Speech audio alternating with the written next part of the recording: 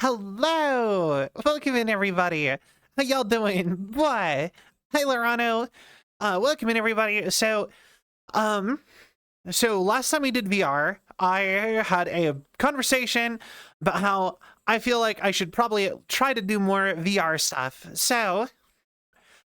And then Sil was like, oh, I can't do like, oh, you should totally do it on Thursday when I'm not going to stream for stuff to get ready for the debut tomorrow. And I'm like, you know what? That's a good idea. So here we are. Hello. I am close to my borders already. All right. That was like a not very genuine attempt at a Sil impression. So, and by that I mean I put zero effort into that. Ah. There's an intention at Sil. Anyway, so today, I figured we could do some just chatting stuff, hanging out in VR, and then also do some world hopping.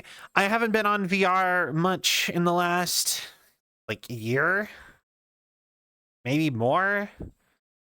I've pretty much only hopped on VR to record TikToks for like at least a year, if not more. I kind of stopped doing VR as much, actually. That's a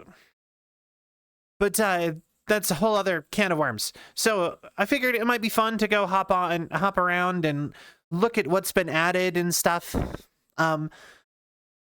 Also, I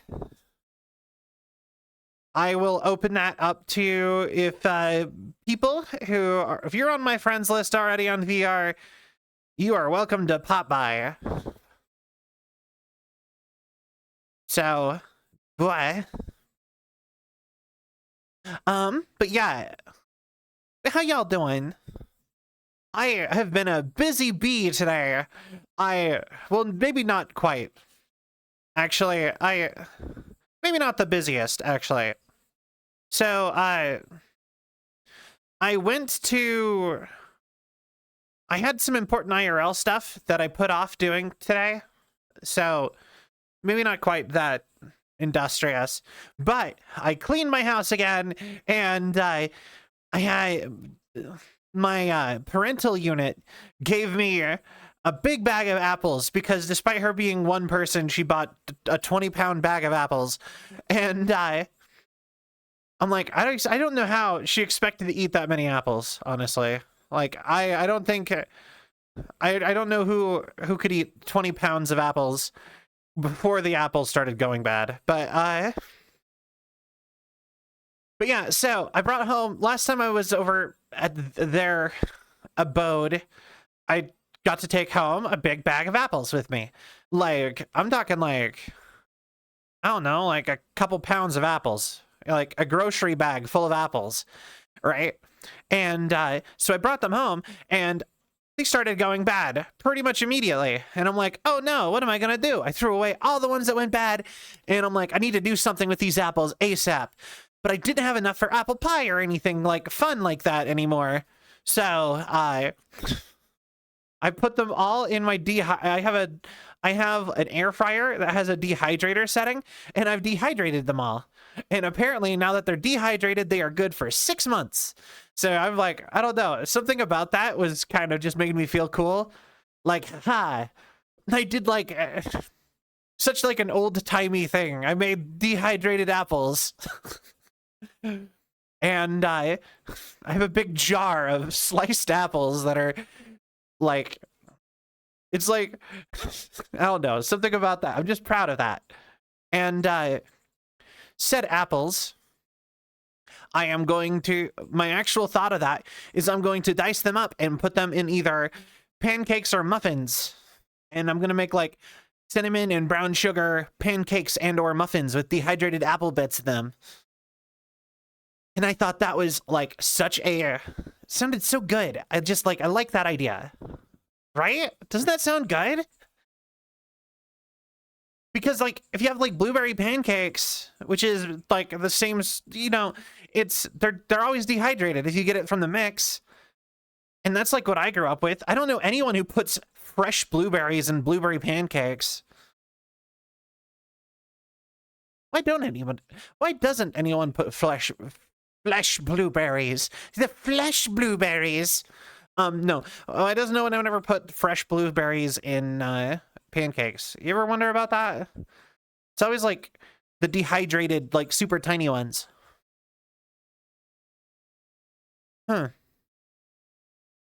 I would assume it's because like most people make stuff like blueberry pancakes out of mix, but like I have actually seen like dehydrated blueberry pancakes for sale in like a bag for pancakes, and it's like labeled as blueberries for pancakes. So I don't know. Now that I've said that though, I'm like, when's the last time I had blueberry pancakes? Because I actually have no idea. Like, actually, I don't normally do pancakes, actually. I'd probably be better off making the muffins, actually. Because, like, I like pancakes.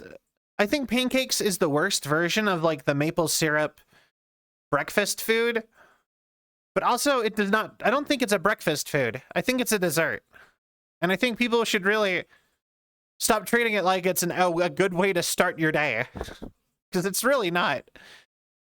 Like, how do people not feel like garbage eating so much like sugar first thing in the morning? Because like I love breakfast cereal and I'll have that for breakfast, but like that puts a vibe on like how I will feel the rest of the day, and it's not good.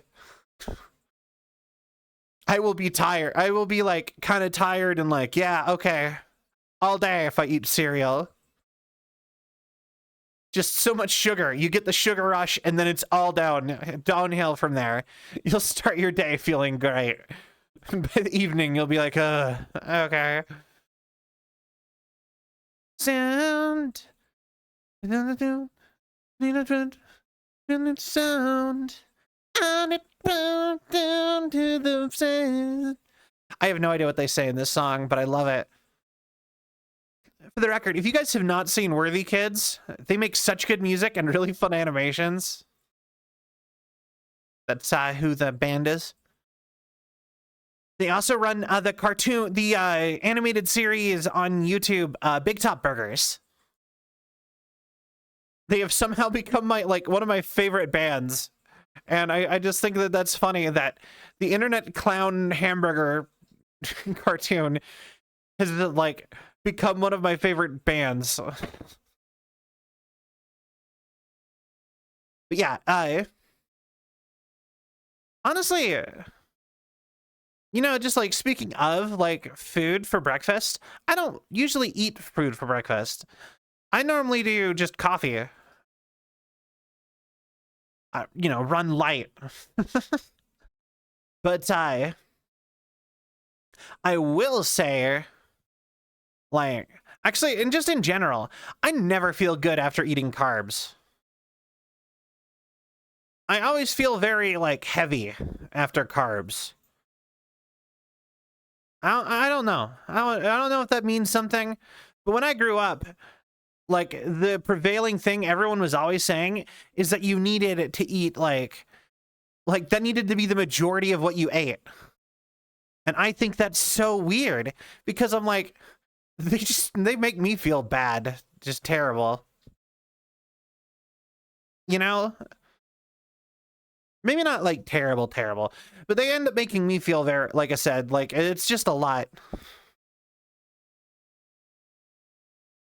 Except for, well, no, not really.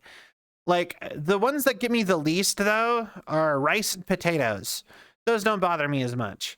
But, like, if I eat a lot of something that's, like, super bready or something pasta, it's, like, so heavy. Just makes me tired and, like, bleh. So, I don't know. I like some like meat and veggies sort of out there was fire. But yeah, I'm more of a meat and veggies kind of person. And if I do breakfast, it'll be like scrambled eggs or something. Also, for that matter, I'm not really the biggest fan of bacon either. I used to really like bacon, but like every time you get bacon somewhere, it's like so cooked that it's like solid. And I'm like, this is supposed to be meat. Waffles. I do like waffles. Okay, actually, so the maple syrup breakfast foods in order. Number one, best one, French toast. I love French toast. No matter, it's like it is a cell's cure for depression food. Like if I am like growing up, I only ever had French toast for special occasions. So like French toast is like my, it's like a happy food. It's like everything's gonna be okay. We even got French toast today. You know what I mean? But then the next best one is waffles. I only ever really ate waffles either frozen or on vacation at like hotels. So that was always cool. My family never had a waffle iron. So, but I think waffles are just better in like than like I like that they're crispy. Something about that just goes really well with like maple syrup and stuff. And then I think the worst one is pancakes. I don't like pancakes. Like either the bread of them is not very good, and then like you put enough maple syrup on them to that they're good, and they're just like maple syrupy sludge, and it's just like, wow. And then like people have the gall to be like, okay, what's a serving of pancakes? 6 pancakes? Like 4 or 5 pancakes? And I'm like, dude, I don't want 5 of these. This is like, it's literally cake. There's not even like protein or anything in this. It's just carbs, sugar, and I don't know. They're good, but like, and this is me. Okay, and now I'm not saying, damn, okay, call me out like, now I'm not saying like pancakes are bad either. I'm just saying, like, as far as breakfast, I'm not gonna want those most days. And I think that of like the 3 that are like in competition of like the maple syrupy breakfast food, like the sweet breakfast, I think it's the worst one. So like, but that doesn't say that any of them are like bad. It's just saying like, I think French toast and waffles are better.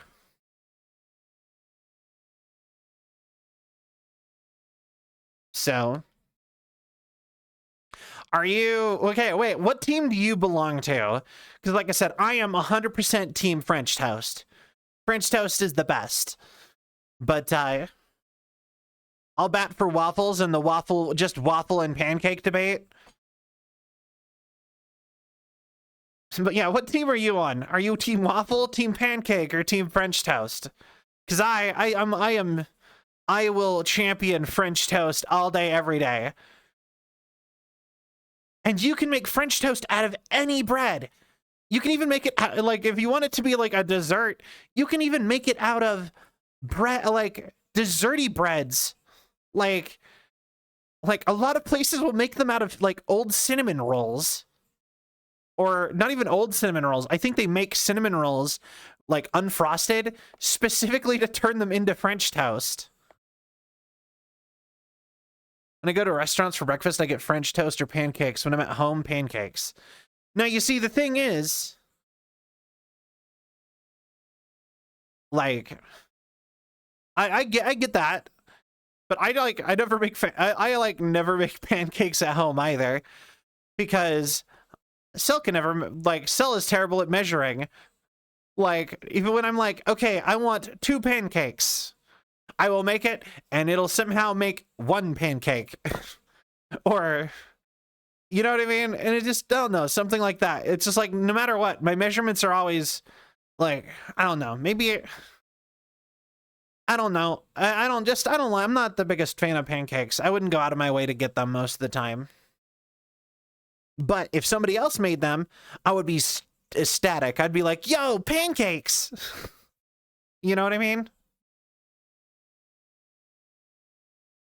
And I probably wouldn't order them at a restaurant, because any restaurant that had pancakes would probably also have French toast, or even better, like an omelet, because I would like an omelet a lot more than even French toast most days. So, but yeah, no, French toast still's happy food. I make it at home all the time.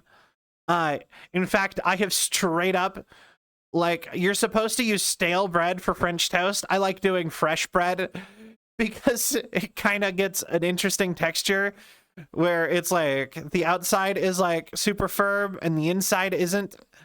I don't know. I kind of like that. But I'm a weirdo. Like, if all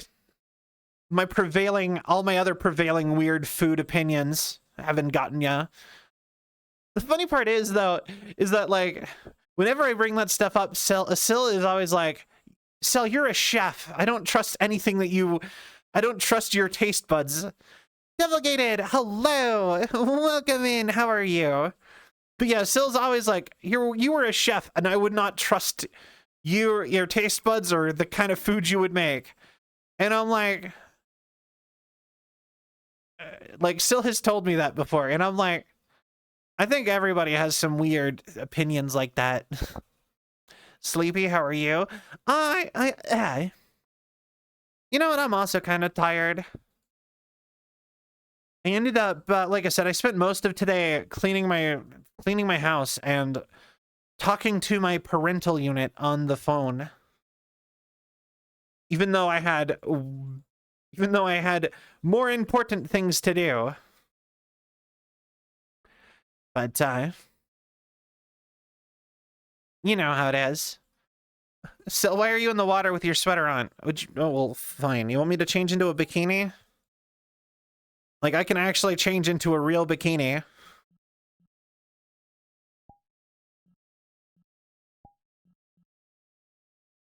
There. We're in the water. Bikini. Hello.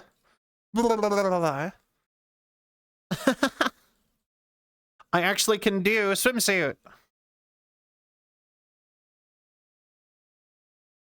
Is that better?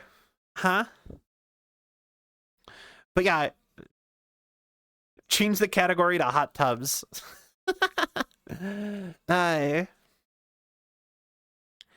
Honestly, you know what Sil was saying is that we should try to go find me a model that'll fit me that's more the VR chat style. Although, for the sake of being worried about getting in trouble, because Twitch is weird, I will change into this cell, like, and get out of the water, because... But anyway, yeah, Sil was saying that we should go and look around for, like, a model that fits me that's in the VR chat style, but then, like I said, I don't really like the VR chat style a lot of the time. I feel like a lot of the models end up looking kind of samey. And I think that's because everybody just modifies off of, like, the same, like, 10 bases. So, like, let's see here.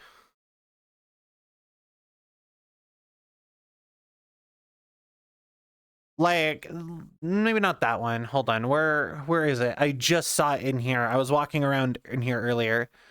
This one. Like, I see this base on, like, avatars in VR chat all the time. I know, like, 5 people who look a lot like this. You know? And I can, like, sit and, like, flip around and, like... See, look, there's another one. And another one. That one looks pretty similar. That one up here also looks really similar. And I'm not saying these are bad models or even bad character designs. It's just you can look at them and see that they have like the exact same like face structure and stuff, and like something about that makes me go, I don't know about like, you know what I mean? I wouldn't know. I'm new to VRC and I only use like 2 models. That's fair. Well, I mean, like I made my Vroids and I ported them all to VRChat.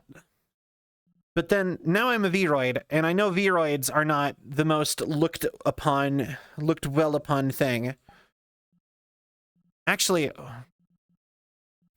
how many models do I have? I have 11 Cell avatars, including the original Cell that is totally broken as a model, but haha, original Cell. Look at how broken it is. The mouth doesn't even move anymore. You can tell I was kind of going for like a punk rock thing. Like, hold on, let me like back up so you guys can get more full body. Like, see, I'm like doing like a punk rock sort of thing. And then I gave it like a Bulma's hair from Dragon Ball. Because I'm like, get my Vroid model. If you want to help putting your Vroid model into VR's chat, I can 100% help you with that. It's really not that hard once you have all the stuff set up for it, at least. Actually, just since like the model's already basically done, so like quick run through, we have this model.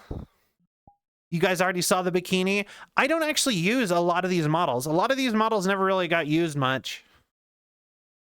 Like this model I made entirely for a joke. A single bit that I made like 2 or 3 videos out of on TikTok. Just because I thought, like, I just kind of wanted to vent my frustrations with jobs by doing memes about how much I didn't like a lot of the jobs I was working. Because I just kept relating to a bunch of memes about that, and I'm like, let's cover those. So I'm like, all right, this is the most, like, I work at the front desk of, like, a retail store or a fast food restaurant outfit I could find. It feels very, like, 70s Burger King to me. Then if we pop over here, we have my summer outfit. Very BK feeling. Yeah. I called it Wendy's, Sylvie Wendy's, because I wanted to switch to it and just be like, sir, this is a Wendy's. But then that joke never came up. I never got to make that joke. But then here's my first summer outfit. I made this outfit with the intention of I was gonna start doing an outfit every season was the idea. But I gave up on that fairly soon after, like, so this was summer. I didn't do one for fall. And then we have, but I used this one a lot for a while. And you know what? I'll own up to this. I originally claimed I designed this crop top. I did not. I bought it. I got it for free off Booth. But I really like the back of it that you guys probably don't. I don't. If you guys remember this one from like VC face when I'm in the corner, like my Vroid, or not my Vroid, my Live 2D. You'll never have seen the back, which I do really like the back. But like you guys probably never really saw that. So and then technically Bikini came in with the first version 2. I just had it already. I just took the clothes off and ported it because I was just like, I might need this. You never know. And then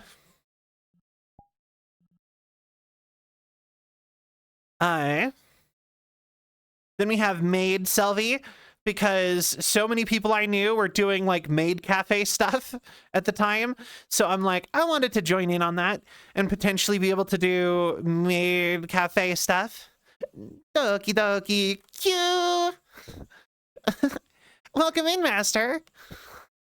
Yeah, I thought that'd be fun and cute. We never really did much with it, but a lot of people really liked it. I think it's cute still. I still like the idea of doing like this like lavender purple-y maid outfit. I will actually say, out of all of the old outfits, this is the most likely to get ported forward. This is a default Vroid dress, but I might get a original maid cafe outfit, like maid outfit, in this purple color for the future. I think this is the most likely to get ported forward. Oh yeah, we're not friends on VR chat yet. Yeah, no, feel free to add me. Why am I out of breath? Guess I was kind of talking fast.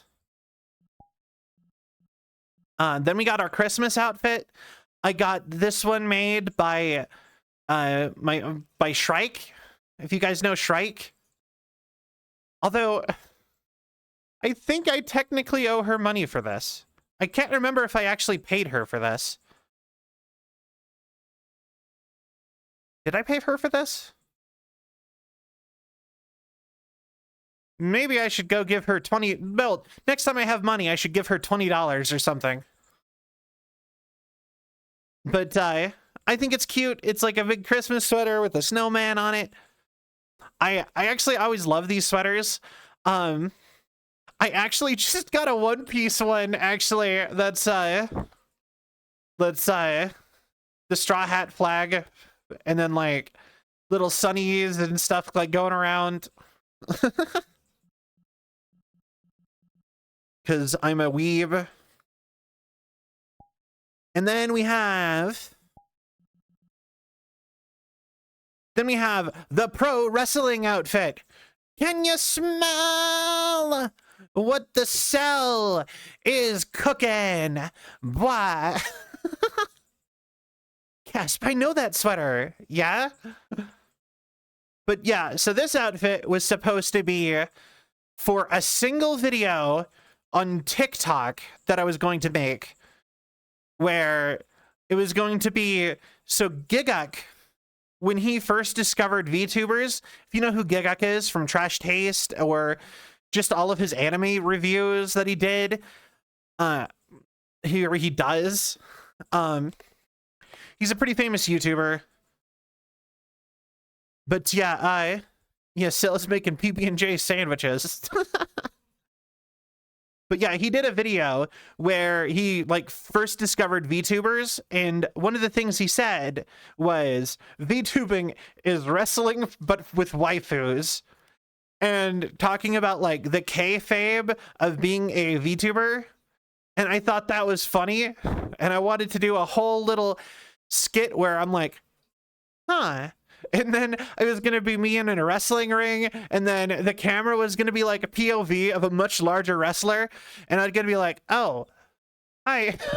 And just like get scared as it slowly just tung, tung, tung. Oh, you know? And I thought that was going to be such a funny gag. And then I tried to record it like 5 times, and I could not get it to work right. No matter what. And I couldn't get anyone to record it with me.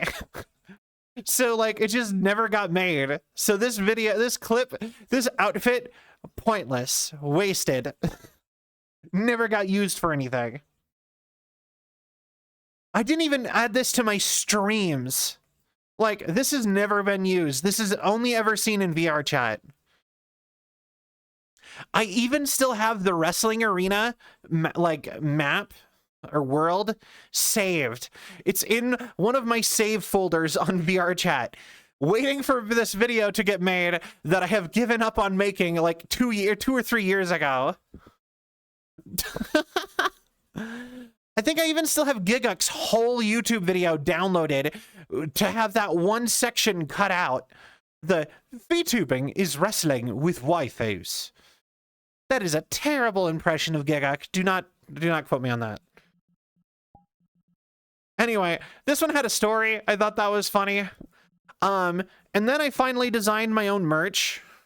And then I got the model. The models I like, this is the actual merch that you can buy on the merch store until the end of November. And so we have this. This is the t-shirt for the merch.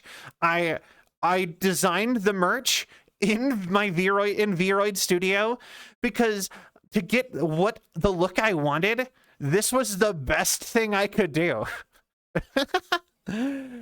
Like, for real, like, this was actually the best I could do. I was like, I don't have any software to design a t-shirt, especially if I wanted, like, a detail like the sleeves, because I thought, why does no one ever do this? I just want, like, neon thread for, like, the seams on the sleeves, on the collar, and on the like, the hem? Is that what that's called? I think it's called the hem. But yeah, I wanted neon thread in a black t-shirt, and I thought that would be cool. And like, it made so much sense to me. And instead, so I'm like, how can I show that?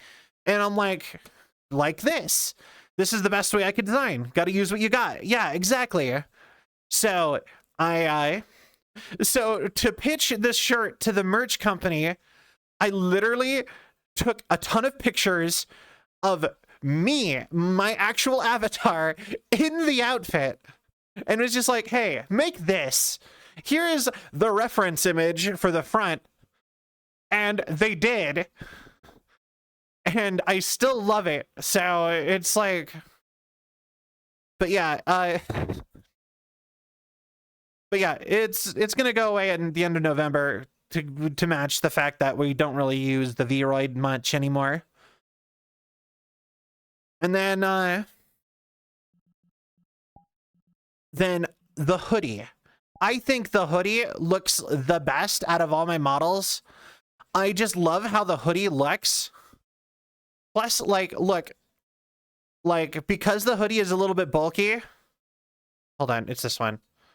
Since the hoodie is a little bit bulky, if I put my hands like at my on my like stomach or my belt, it actually just kind of looks like it's in the pockets a lot of the time. And that's something I like. I just like. I can just be like, put my hands roughly where my hoodie pockets would be, and it looks like they're in my pockets. And I just love that. You need that shirt with the new model? We're gonna get new designs, actually. I like this. But I want a new era for stuff. We do have some new merch that's coming out. So, I mean, like, there's something. But, yeah. But yeah, here's the hoodie. I love this hoodie IRL. I wore it to TwitchCon. We got to wear it outside, but I try not to wear it as much as I can because I don't want it getting worn out. I actually kind of want to keep it good forever. Like, that is actually, like, my goal with it, is I just want it to stay nice forever. I've thought about putting it in a clothing frame, even. All of my, like, designs that make it into real products. Just build a shrine to me in my own house. Put the giant cardboard cutout of Cell next to it. People just think I'm a super fan of some VTuber. If they come over, just be like, wow, you really like this VTuber girl, don't you? And I'm like, yeah. But yeah, and then we have that one. And then we have the final new model that I ever made, which is this one. I made this one for a date night because we did a stream in VR where I pretended, well, where we had like a date. I had a date with chat. Light some Selvi branded candles and everything. Yo, actually, Selvi candles would be kind of a fun one. I actually kind of love that idea. But yeah, but yeah, so this is the last model I made ever for VR chat, at least. This was, oh, I'm sorry, fishies. Okay, we're gonna walk forward a bunch.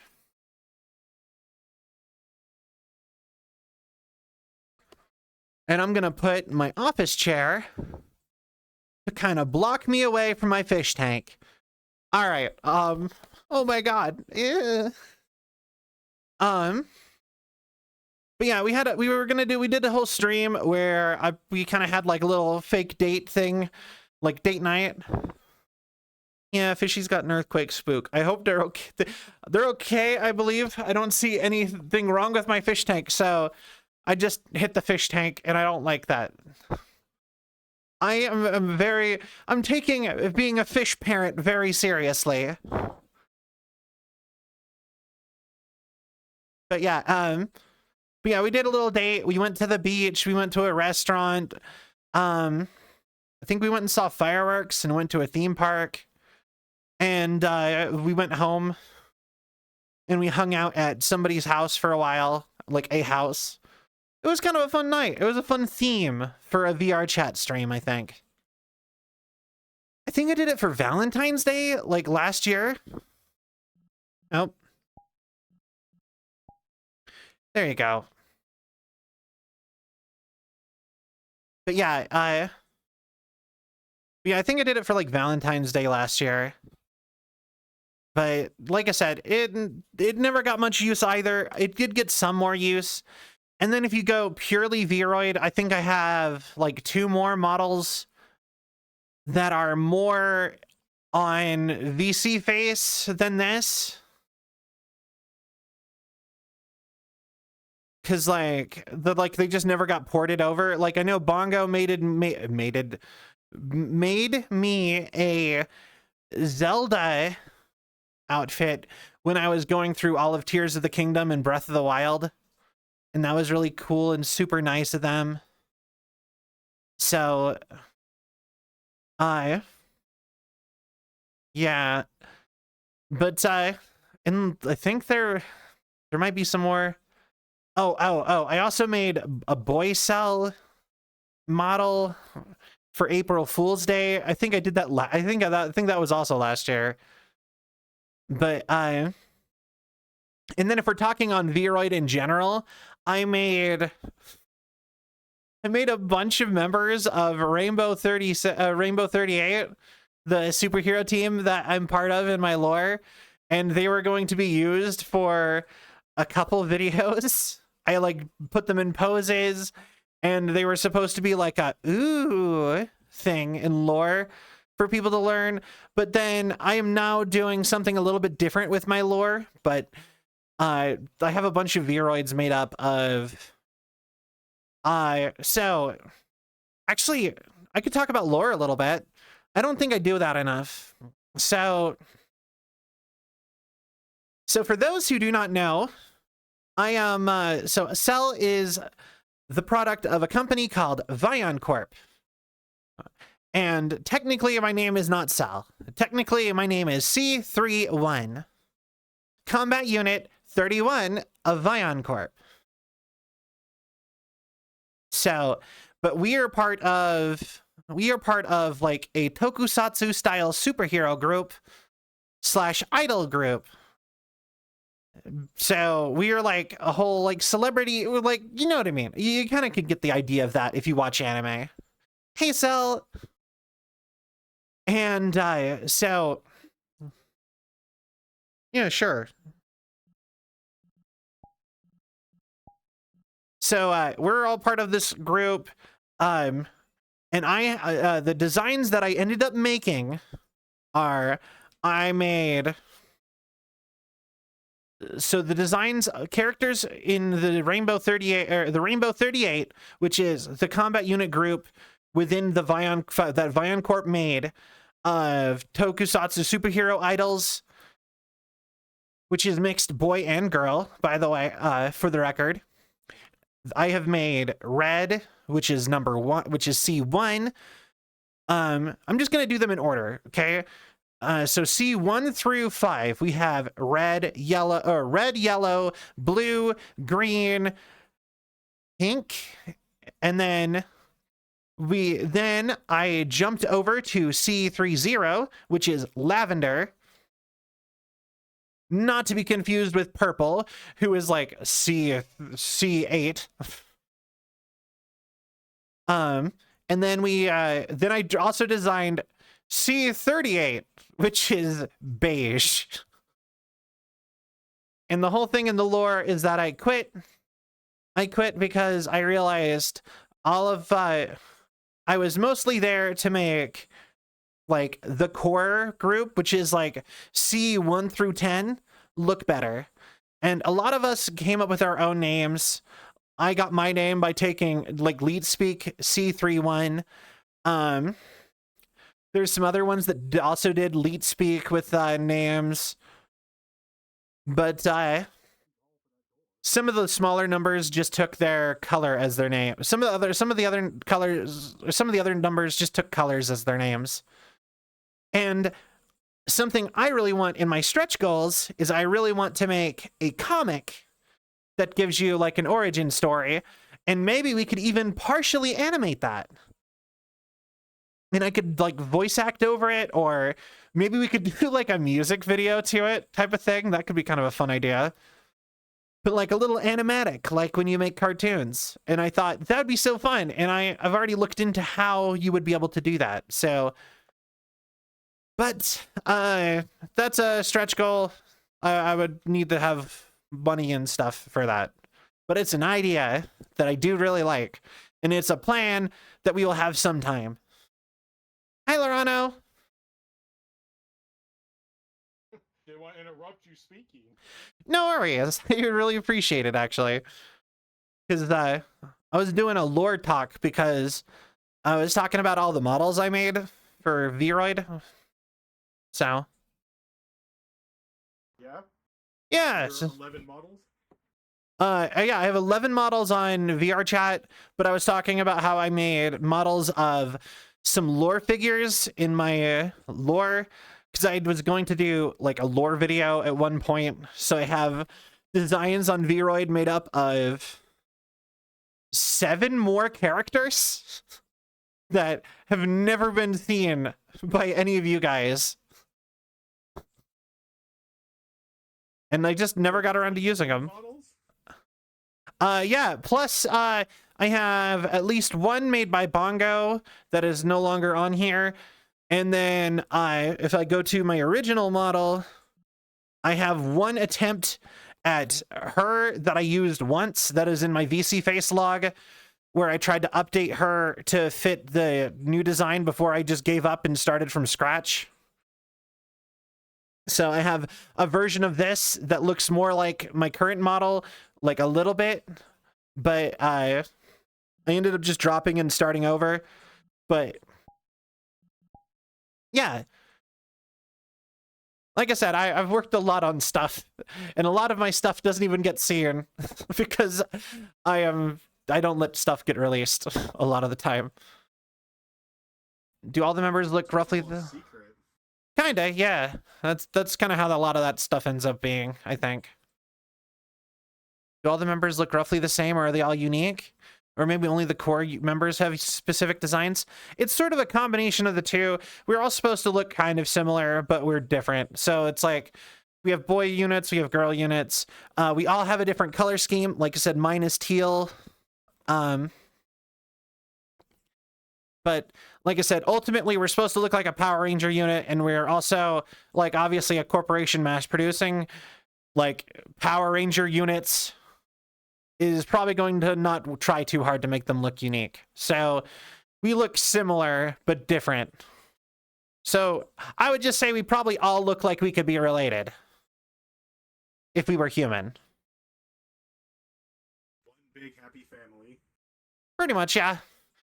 But technically, in a sense, we're related because we're all robot. You know what I mean? Production line.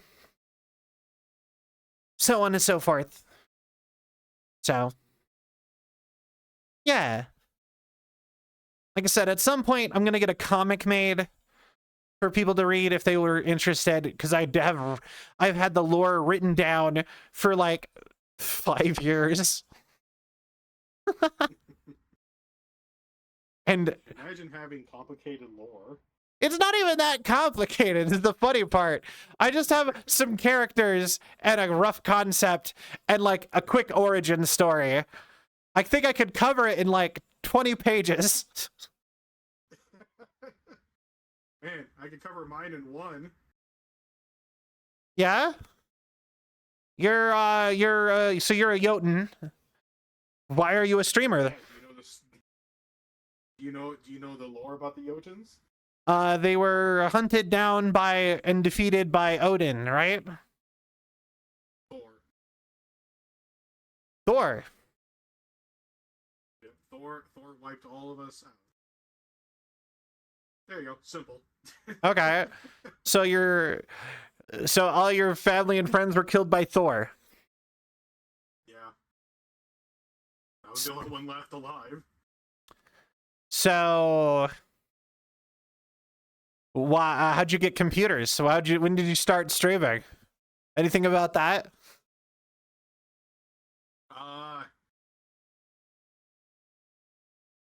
Oh, the first of the Jotuns was killed by Odin, so I'm not entirely wrong. Haha! Yes, the first one was killed by him, but essentially our entire race was wiped by Thor. Okay.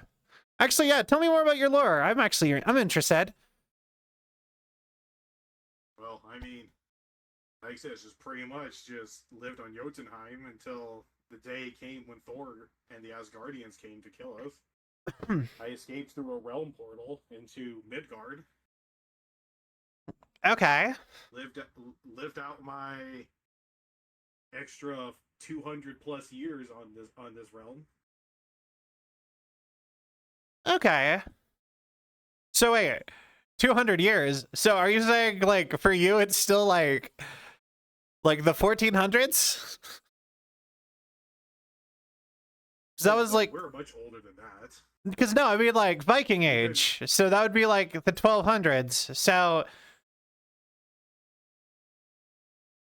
or am I? Much, but time works different. Time works different in all the realms. Oh, okay, got it. Sorry, I thought of a funny thing with that. Listen, I'm old, but I'm not that old. I'm just like, yeah. Here I am streaming from the year 1408 or 1424, live on Twitch TV. Didn't you guys know they had computers back then? I wouldn't have guessed. Actually, they kind of did. They had certain rudimentary calculators as far back as Greece. So what's that one funky calculator with the B? I can't remember, but like in ancient Greece, they had ones that would literally like you basically push like two things in and it tells you another thing, and it was like a clockwork calculator type of thing. And like there's like hardly any of them. We only have like diagrams of them or something like that. Something like that. I remember hearing about that at one point. Like people just had like a simple like at least addition calculator somewhere. No, the calculators. And so like in a sense that's like my earliest ancestor. It's my caveman.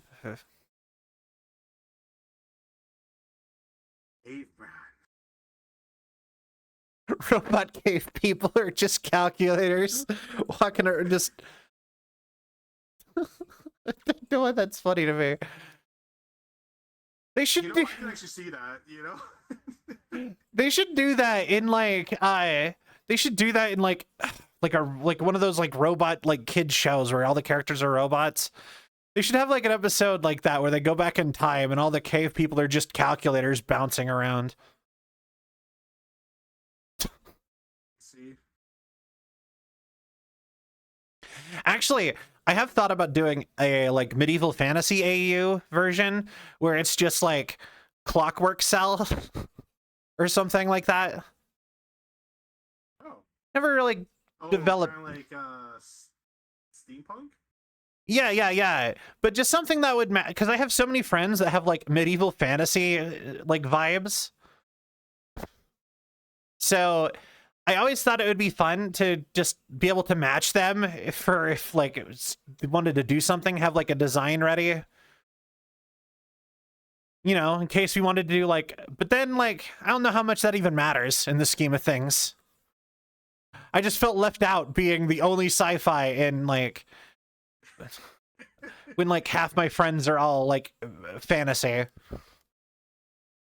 then you have Syl, who's just a person. She's like a mood ring person, but she like refuses to develop any sort of lore with that. So, wow. Syl was a bunny. So sometimes she's a bunny, she's a mood ring, she's an angel and a demon, and it's like, okay, so what's your thing? And then she's like, I don't know, I'm a mood ring. And I'm like, okay, why are you a mood ring? And she's just like, I don't know, I don't care. And I'm like, but that's like fun. You should have it like, even if it's like a pair, like, you know, like 5 sentences, a little bit of lore is fun because it's like good for art. But I don't know. Maybe we will get some Syl lore soon. I'm excited for her new model. I don't think she's adding lore. I mean, one could hope. You know, I can hope, but I know her. Yeah, I can see it too, unfortunately. I can see no lore. Is that an anglerfish model with 2 male mates? You know what? I can see that. Yeah, kinda. That's actually... I kind of like that, actually. Like anglerfish, mermaid, and then they're all women, and then like they have like horns and stuff because that's how anglerfish work. I just like this model because I could play with the light. Fair enough. I mean, I didn't think that this is like a model of, you know what I mean? I was just, design-wise, I'm like, oh, that's clever. I like that. Oh, I like it too. Whoa. I like it too. That's why I kind of went with it. But I also like that the little light's playable. You know, yeah, I feel that. I don't have any sort of physics in my model. Like, look at my hair. Like, if I turn my head... Yeah, I know that feeling. Because I didn't know how to turn the polygons on for that. That's right. This also has reactive skin to music. Oh, that's kind of cool. Although it's not going to react to the music that they're hearing, because... No. Spotify. But yeah, Cell's ancient ancestor, the abacus. Oh no, not the abacus. No. That is too far into science. I draw the line at that. You cannot tell me that I am an abacus.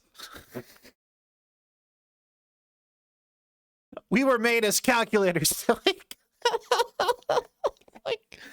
The first of Cell's kind, the abacus. Yeah. But yeah, I really like lore stuff, but very few of my friends are into that, and it's sad.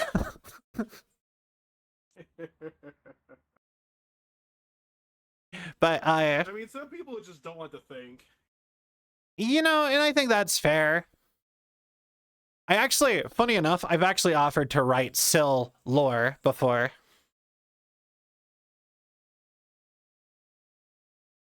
She did not take me up on that, but I offered. Hey, at least you offered. Yeah, I was just like, I'll write you lore if you don't want to come up with your own lore. Actually, I'm also, you know who I'm actually most interested in wanting to know more about their lore, though? Pokey. Pokey has something interesting going on design-wise, and I kind of want to know, I kind of want to, like, see them come up with, like, lore and, like, a background, kind of. I think that would be really interesting. You know, I agree with that. Because they're like half dragon, half elf in the modern era. Something about that is just interesting. I want to know more. But then they also they're not that interested in coming up with lore. So. I can see Pokey writing a sentence saying, "I am a femboy dragon elf." Yeah, that's the that's the problem. Is they're just like description of what the character is done, and I'm like, I have a whole story I can like build off of if I wanted.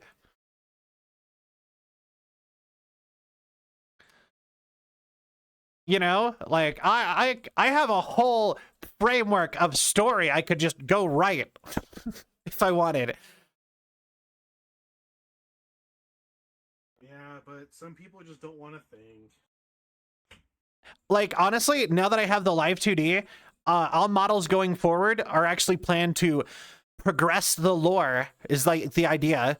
That's why I want to make the comic, getting the comic lore comic like in a video of it made is actually like one of my next projects. So, because I want to get it out so that y'all can have it, and then I can move on to the next chapter or something. The next chapter. But then again, Really just started with the first. yeah, it only took me 5 years to finally have the first chapter get released, or more, depending on when it actually gets done.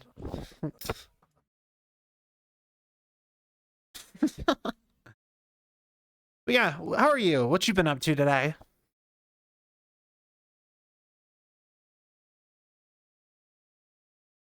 All I've been up to is work. Hmm? I've been up to work today. That's all I've been up to. That's fair.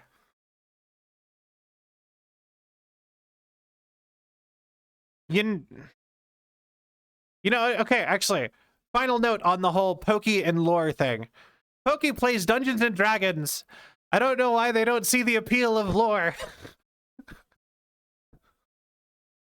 They probably play Dungeons and Dragons to try to seduce the dragon. Even if that was their lore, I would be like, okay, cool. They're what happens when a bard seduces the dragon. But like, you know what I mean? Like, I'd be like, okay, cool. It's just like, no, character design. Both of them. So. But yeah, at least Syl has the whole like, oh yeah, no, I don't do that stuff. And I'm like, okay. And she's consistent. But probably shouldn't just sit and shit on my friends on stream. Even if it's... I mean, they're not even here. I'd rather shit on them to their face, as friends do. Like a real friend. A real friend will make fun of you to you.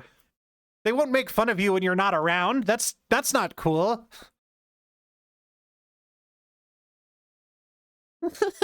I mean, also true, yes. Also very true. But also, Sai, if you're here, thank you so much for the bottle of vodka you sent me. I'm not really sure why you did that, but thank you. I really appreciate that. Like, I was still in shock all day. I'm like, that's awesome, but why? I'm like, I wasn't even streaming.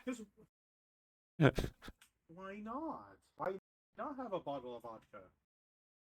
You know what? Yeah.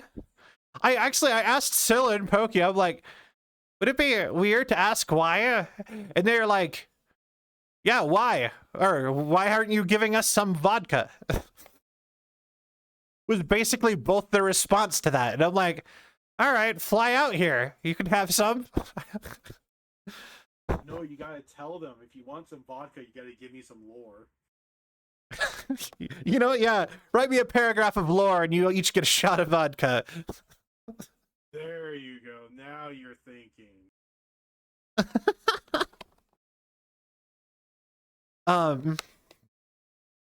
What else has been going on? Bribe to do some homework for vodka? Yeah, I mean, you know, whatever gets it to happen. But yeah, boy, What? boy, um, keep like almost thinking of things to talk about. My brain's like, we could talk about this, and I'm like, what is this? And it's like, what?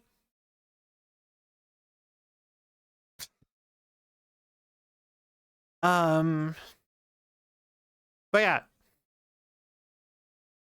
uh, oh, so, uh, hmm. Words.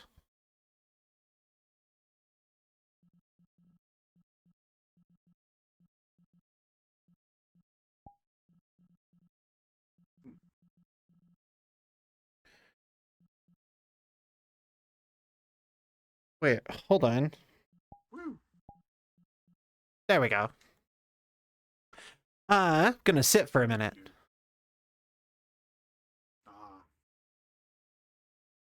Figured that might help loosen up the noggin for some stuff to talk about. But yeah, I've already decided what I'm gonna get pretty much everyone I'm gonna get Christmas presents for this year. Which is, I'm gonna just bake a fuck ton of cookies and mail them to people. Because I don't have the money to do commissions this year. But people like cookies, so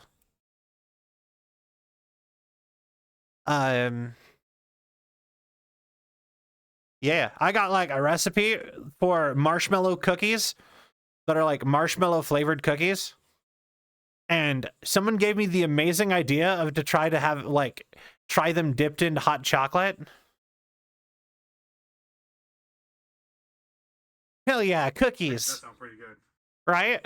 I was just like, I really like them by themselves, but like no one has ever given me the idea to dip them in hot chocolate before, and now I'm like that is like the best idea ever. So now I'm like, now I've like committed myself to having to make them and send make my recipe for the marshmallow cookies and send them out to people. Yeah, pumpkin chocolate chip cookies are usually my go-to. Because here in a couple weeks, all the canned pumpkin at the grocery store is going to be super cheap. So just load up on that and make the best cookie that exists with pumpkin chocolate chip. And I will fight people over that.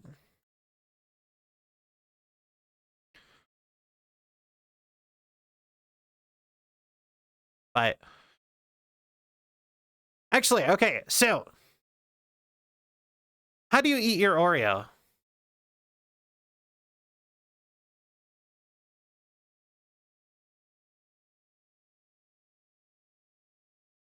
Like, how do you eat an Oreo? Whole? Not like in one bite, but like I don't take it apart. I eat them with a fork.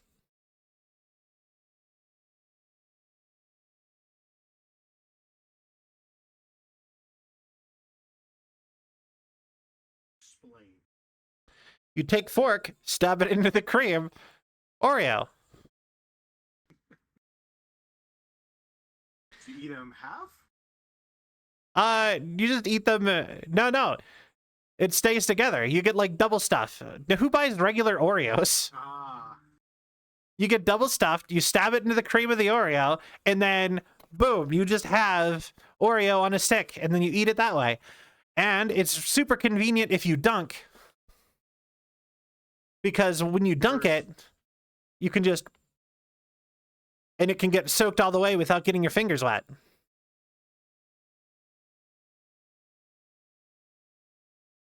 First Cell calls me out about the pancakes or whatever. Now Cell calls me out for my tasted Oreos. I mean, I feel like just eating them as cookies by themselves dry is perfectly fine. I never got the whole twist, lick the cream off and eat the cookie part. I'm like, I never got those people. I'm like, I mean, like I did, because I'm like the cream is really good, and like the cookies are okay, which is the opposite of a lot of people's opinion, apparently. But I'm like, it's meant to be all together, so. Although, you know what I've tried fairly recently? Have you heard of a Tim Tam? No. It is the Australian equivalent to an Oreo, mate. They're not an Oreo in that like a sandwich cookie. They're like a cookie with like a chocolate shell. Crikey. And you can do a thing they call a Tim Tam Slam. And they're like a little bit like a bar. And you just bite the ends off either side of the bar. And then you go and you drink coffee through the Tim Tam. Like a straw. And until it starts melting, and then you get another Tim Tam. You eat it and you get another Tim Tam.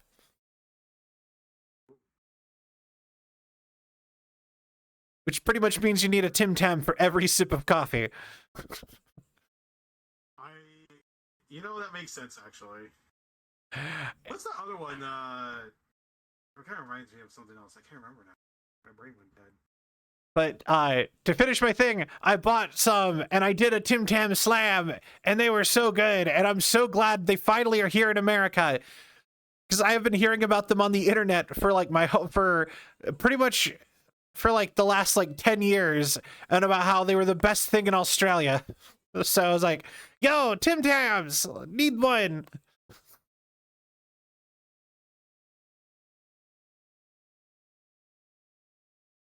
But sorry, what were you gonna say? Oh no, I'm just thinking. You have any more of them left, or you ate them all? Oh, this was like a month ago. I just was like, conversation. I don't know. You can still have them. Yeah, no, I mean, I don't like just keep. I don't keep them stocked in my house. I just think they're good. Like, they're about the same price as Oreos in a slightly smaller container because it's imported. It makes sense. But yeah, they're so good. And they come in like 5 flavors. You can get them where they're basically just better Thin Mints, like from Girl Scout cookies. Oh, okay. And then you can get them in 2 or 3 different kinds of chocolate. And then one that has caramel inside, and it's literally just a really big Twix. Just like a Twix the size of like a harmonica.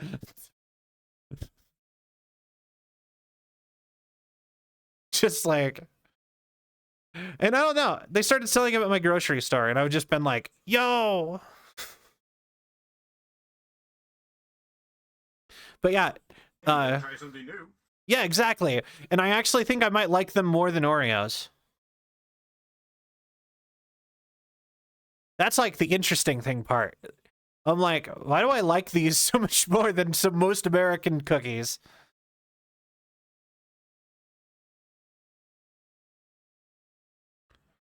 Actually, if you were to go to the cookie aisle, what would you get? Like the prepackaged cookie aisle? Like Oreos, Keeblers, whatever. Chips Ahoy. Any thoughts on those?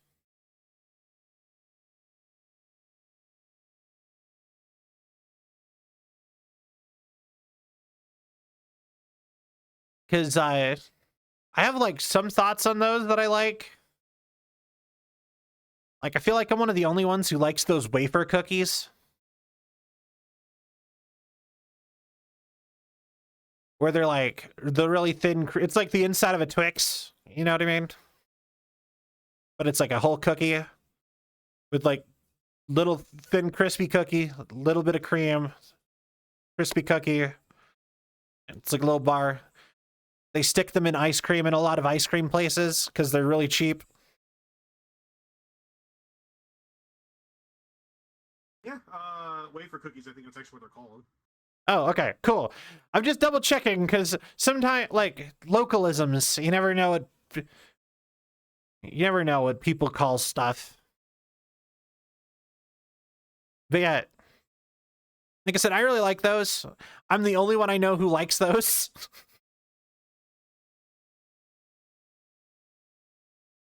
Plus, they're usually like $1 for like 100-count bag. So good for money. They're weirdly enough like the only thing that I have not seen go up in price in like the last like 5 years. And I'm like, oh, thank God I like something no one else likes that never goes off sale. I can afford something I like when I feel like it. God, I know that feeling. Like, yeah. It's also kind of funny because like a lot of brands that I used to like as a kid taste like shit now. And like the generics are way better. Like with cereal. Like all the real cereals are like bad, but you get like the Malto meal or whatever. They're like good. And you're like, they taste like what you thought they did. They're supposed like you know what I mean? Yeah. Like, no, I agree with you. I 100% agree with you on that. And it's just like, what happened? Who hurt you, Kellogg's? Kellogg's hurt themselves. I mean, I guess the company was invented to keep people from touching themselves. So, I mean, it's a pretty masochistic company as it is.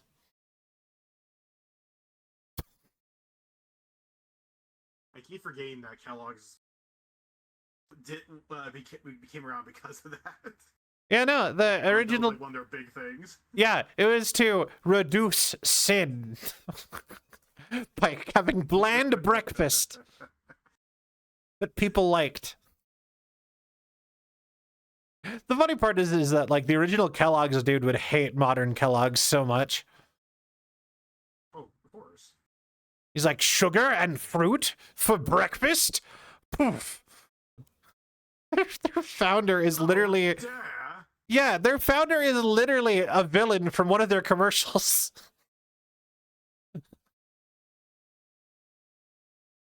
Reduce sin, be a masochist, eat Kellogg's.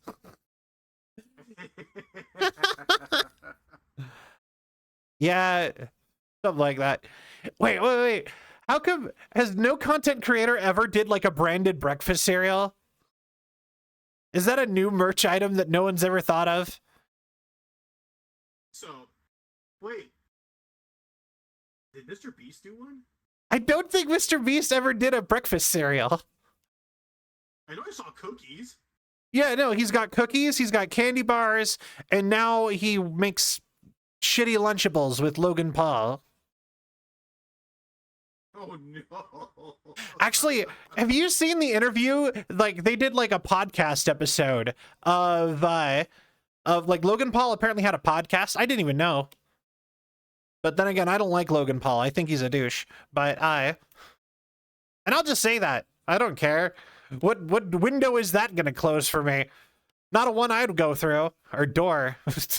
But anyway, so they had a podcast. So they had Mr. Beast on Logan Paul's podcast for to promote the Lunchables thing that they made, right? And it is the most uncomfortable podcast I've ever listened to. Like, they are very obviously do not like each other at all.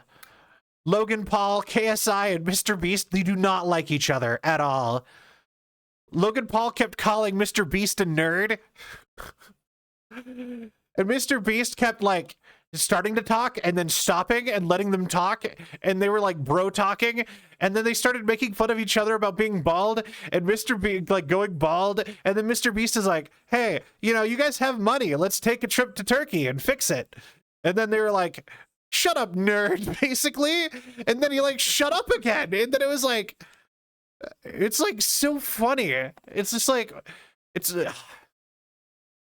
I don't know. Something about that is just like so much failure.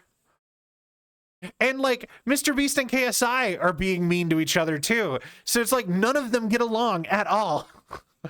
They're like making fun of KSI's new song for being bad to KSI. Making fun of Mr. Beast is like, you guys are going bald. And they're like, shut up, nerd. You care about numbers. You play video games. What a loser. Apparently that's the kind of person Logan Paul is. He still is like a 2005 cartoon or TV villain. But yeah, it was nuts. But yeah, no, I don't think anyone's ever made a breakfast cereal since kind of like a middle school coded podcast. It kind of was.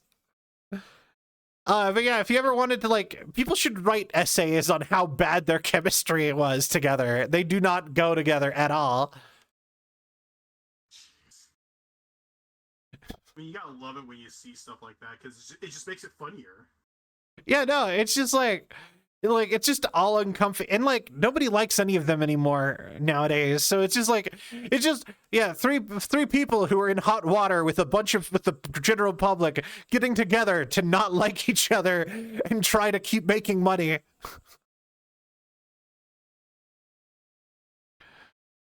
Just I don't know, the whole chain of events to get there is just hilarious to me.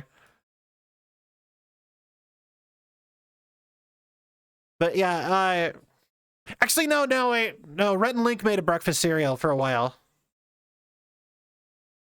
that you could only buy from their website.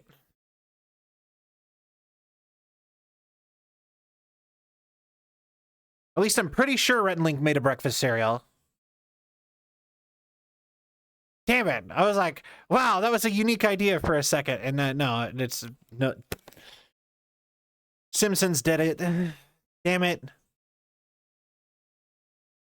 Rhett and Link, God, I miss their music. Not the Simpsons. Not the Simpsons.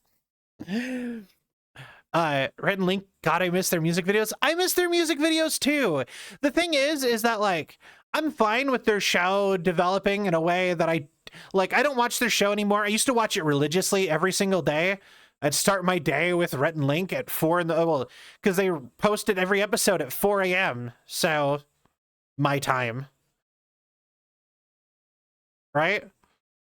And they did a change where every segment of their show was like separate videos, and I stopped watching because I'm like, no, now it's like, I feel like I'm watching it out of order and it feels weird, right? And then they went back to their old formula, sort of. They changed how long every episode was. And I still can't go back. I can't get myself back into the habit of watching it all the time anymore. But I'm still a fan.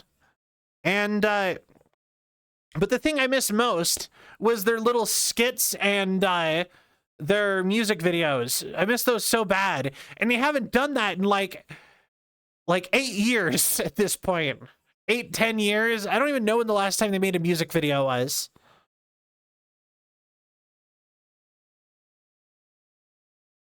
They're just too preoccupied with running a huge company and guesting on Jimmy Fallon every other week.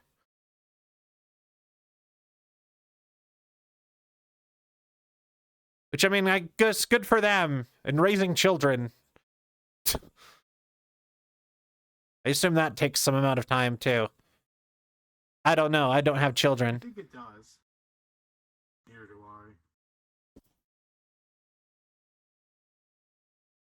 I. I assume it takes greater than 1, like, hour of time a day. I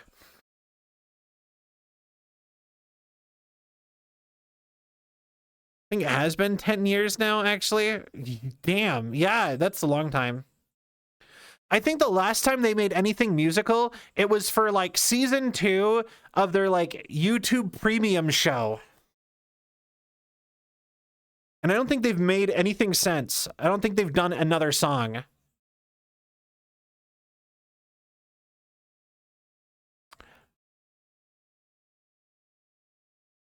But yeah, no, I really miss their music. They should go. I wish they would. I wish they would even just they don't even have to do it all the time. Just one like every 6 months or something. Or even once a year, I would be happy.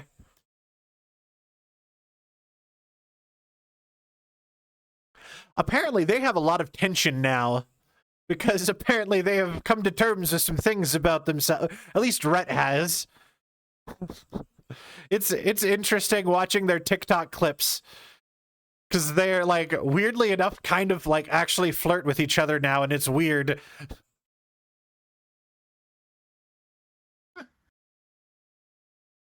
Especially when, like, Link is, like... They're, like, they do, like, innuendos and stuff. It's interesting and weird. And I don't know... I'm like, they didn't have tension before. Why do they have tension now? Like...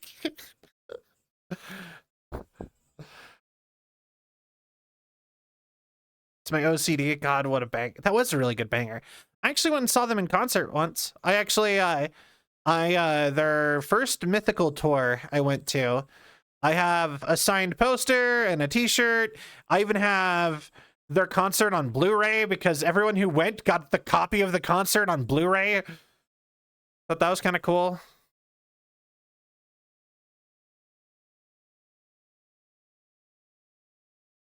So... But yeah, it's just crazy to me that, like, they've known each other. They just, I think it's just funny that they just now have tension. Because, like I said, I don't remember there being, like, weirdly, like, romantic tension when I was watching them before.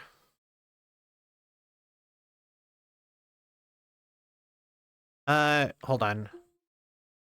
Oh, sexual tension. I mean, you spent so much time with a guy for all your life, I can see that happen. I mean, yeah, I guess it makes sense. It just feels weird for it to, like, develop so late in, like, their public personas. But then again, I know a lot of people who, like, claim every little, like, friendly interaction is tension. So I don't actually know how valid my declaration of them seemingly having sexual tension now is. Because I'm oblivious. But they're very obvious about it. Like, they even kissed in one of their episodes. It was weird. Like, it's on their TikTok. Their official TikTok. They posted it. It's just like, huh. How dare you kiss? Like I said, I don't care. I just think it's funny. I'm like, okay, just, you know, it's weird. Because they're so dad-coded now.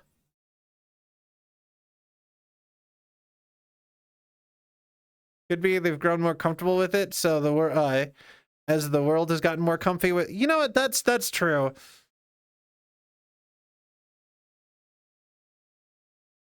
Just grew more comfy with that kind of... Yeah, I guess that makes sense.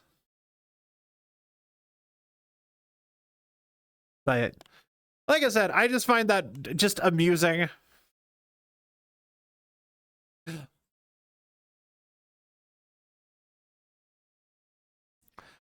Also, I also find it funny that Link gets confused for a lesbian all the time, he claims.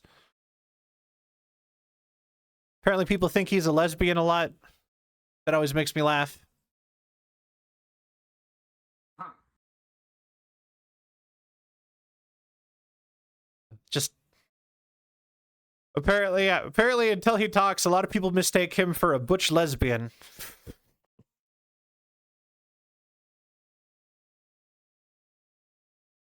But... Anyway. But yeah. Okay, so... But yeah. Tim Tam Slam. It's when you drink coffee through either end of a Tim Tam after biting both ends off. I used to do that with licorice. If you know those, like, hollow licorice... I would get the strawberry ones, and I would bite either end off, and I would drink like Coke through it to get strawberry Coke, because they never made strawberry Coke. It's always cherry.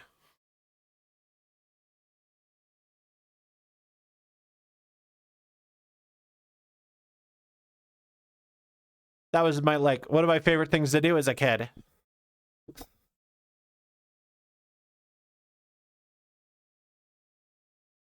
Right, Tim Tams. We got a bit sidetracked with two dads. Yeah, with the two dads' recent sexual tension. Oh yes, Oh, what? Sometimes you guys talk about dads. Sometimes.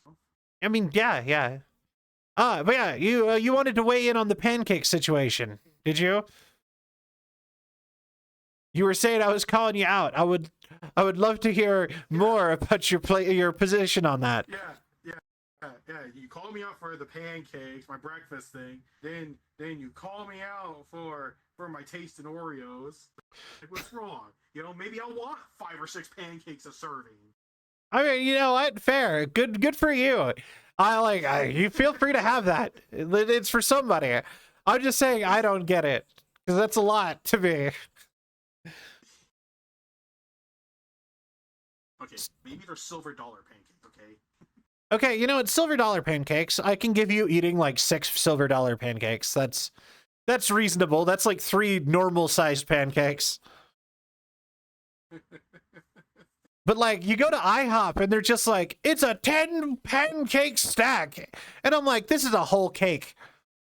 This isn't even a pancake now. It's just a whole cake. And instead of frosting, we're drowning it in maple syrup. It's the literal size of a whole cake. And yet we're eating it for breakfast. The whole thing. Yes. Cake for breakfast. And not even just like a slice of cake, the whole cake.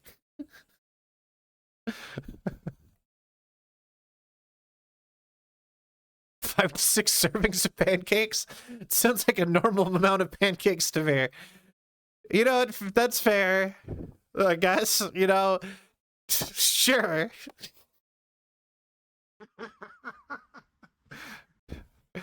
See, they know. Alright. So yeah, are the pancakes your favorite of like the maple syrup vehicle breakfasts? I could say that, yeah. Alright, that's fair. What about pancakes do you like? What about them, or like flavor-wise?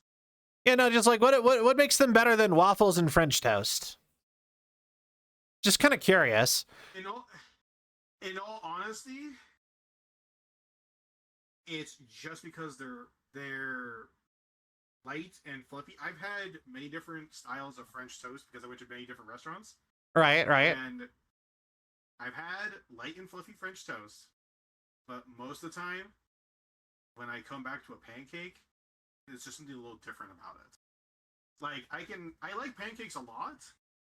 I also get French toast, but I don't know. There's something about pancakes that is just like how they're light and fluffy is just different.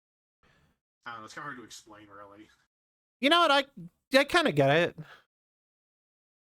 I don't even remember the last time I had pancakes. Now that I'm thinking about it, I think it was like 2 or 3 years ago. I ended up with like a huge bag of pancake mix or something. I feel like that sounds familiar.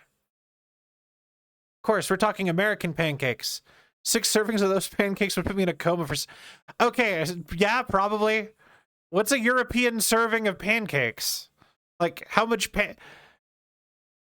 Like, wait, is there... Do Europeans have a different kind of pancake? Am I missing out on something?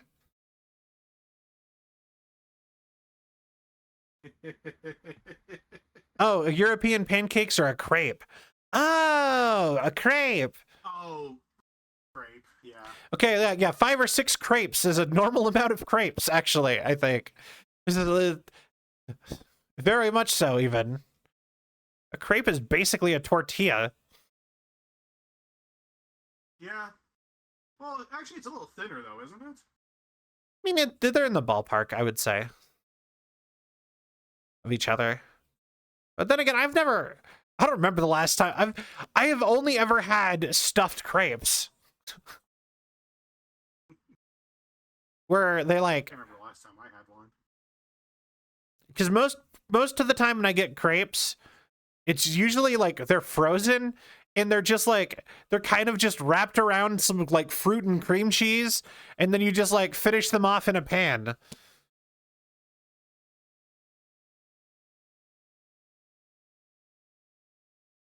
Pancakes are ever so slightly thicker than a crepe, but are basically the same way at home. Yeah, no, I think you'd be tough pressed to even find crepes in America, if I'm being honest. I don't remember the last time I saw crepes. Like, I know I've seen them here, but crepes are basically unheard of here. Like, not unheard of. They're like, I don't know, they're rare.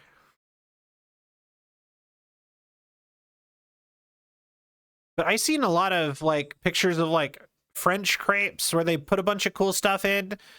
I've seen people use crepes as like ice cream cones, like fresh made crepes.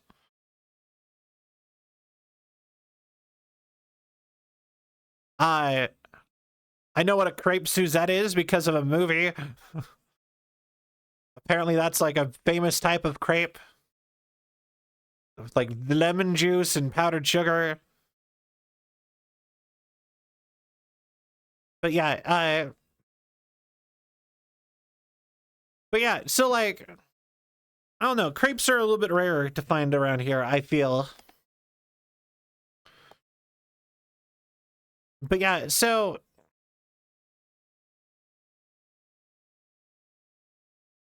but they are here. You can find them. They're just most place like I said, you would almost have to go to a specialty place to find crepes.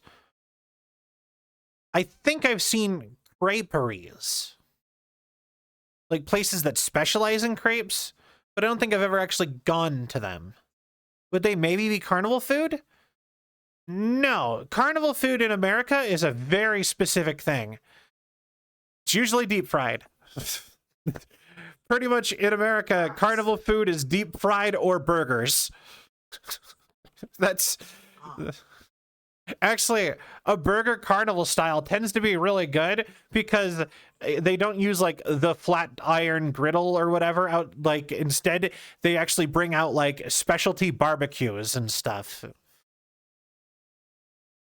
Or even they'll get like the big smokers and they'll smoke fry a barbecue of like a burger. I've seen that at a bunch of barbecue of carnivals too, actually. Now I want a burger. I've ever seen something. I've ever seen that my local fair back in August. I remember seeing a truck that served pizza cone. Pizza cone. That sounds. Yeah, like it's a like. I feel like I've seen that in some like a show. It's like essentially wrapping a pizza up as a cone. And I wish I could try an American corn dog. That stuff looks really tasty. Actually, corn dogs are super underrated, even in America. I think corn dogs are awesome. I love corn dogs. Like, it's just cornbread on a dog, on a hot dog. It's a lot of people act like it's like a thing. A lot of people don't act like it's that crazy, like it's a crazy thing, kind of. I hear, but like, it's good, and it's not normal American food either. It's, I would say the only stereotypical American food that's like normal is pizza and burgers. A lot of people eat that like regularly, but everything else is more like a special occasion, whatever. They aren't they like the food to have at a fair, at least stereotypically? I would say they're up there. I would definitely say a corn dog is up there on like fair food. A big one for fair food, I would also say, is funnel cake.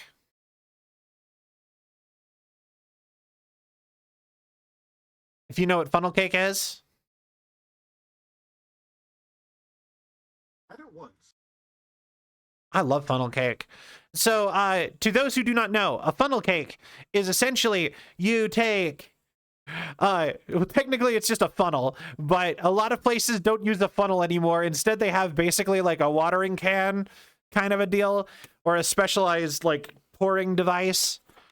And essentially you just have like a thin tube and you pour cake batter straight into a fryer. And and usually you do swirls, so it becomes like this crispy, sweet, like thing. It's like usually like a big like patty kind of thing. And it's usually like the size of a plate. And you're supposed to share it, but a lot of people will eat one by themselves because people are fat. And I don't blame them because I'll do that too sometimes. I would lie if I said I've never eaten an entire funnel cake by myself, but I think you're supposed to eat them with another person. I think so too. I know I had one with my grandmother, and I had like a little bit of it, and she was like, "Now the rest is mine." Yeah, funnel cake is deep fried cake batter. I sell really extremely mega. Oh, why? Why? Hi, Mercury. Hamburgers and pizza aren't even American. Actually, I will fight you on that. Actually, this is an interesting thing. Oh snap! So, Germany. Okay, so it does sound like a must try. It is a must try. If we're talking fair food, literally one of the first things I think of is a funnel cake, because I know it is a pretty much universal thing. It is a dessert that pretty much you will find at every fair. You'll find it at a lot of theme parks too. And it's just, it's good. Use heckin' cute. Why? But yeah, no. So, okay. Hamburger. Let's break it down a little bit. Its origins are not even in Germany. Its actual earliest origins is in Mongolia. Then it's never had bread or tomato, or it has never been a sandwich until it got to America. It was never called a hamburger until it got to America, when it was named because the person who invented it was from Germany. From Hamburg, Germany. If I remember right. The restaurant that invented the hamburger is still open in America. Is it named after a place in Germany? Yes. Is it inspired by German food? Yes. Technically, it's inspired by a German interpretation of a Mongolian dish. But I would argue the final form of the hamburger is American. And I don't think you can take that away from us. And I have an argument for pizza too. Do you know what Italian pizza is? Do you know what tomatoes are from? Tomatoes are not from Europe. They're from South America. Do you know what the original pizza was? It was literally garum, which is a fish sauce on bread and nothing else. You baked it. It was basically on focaccia. It was just fish oil on focaccia bread. Basically. That's what the original pizza was. They later added cheese to it. And then it was fish oil and cheese on like flatbread. The modern pizza was invented by Americans in America to try to appeal to Italian Americans. And then we ported it, then the Italians who moved back from America reinvented it again to try to make it more their own thing. There is actually an argument that pizza is American too.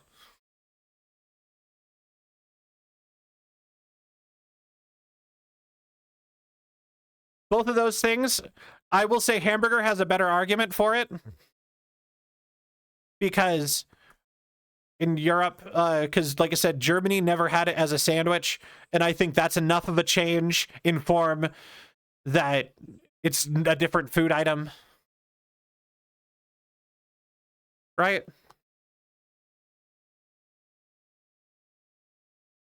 No? Yeah. Anyway.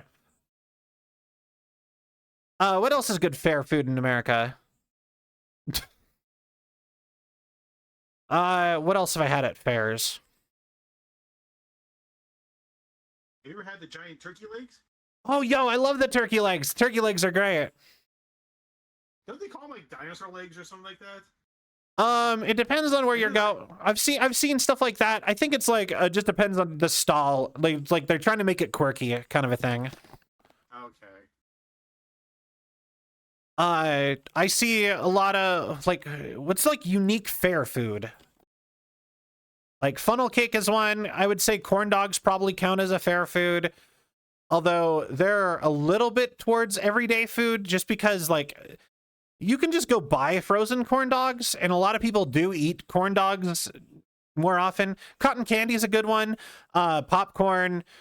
A lot of people will get like French fries. I used to see people get big, like huge paper cones of French fries at fairs so they could eat them while they walk.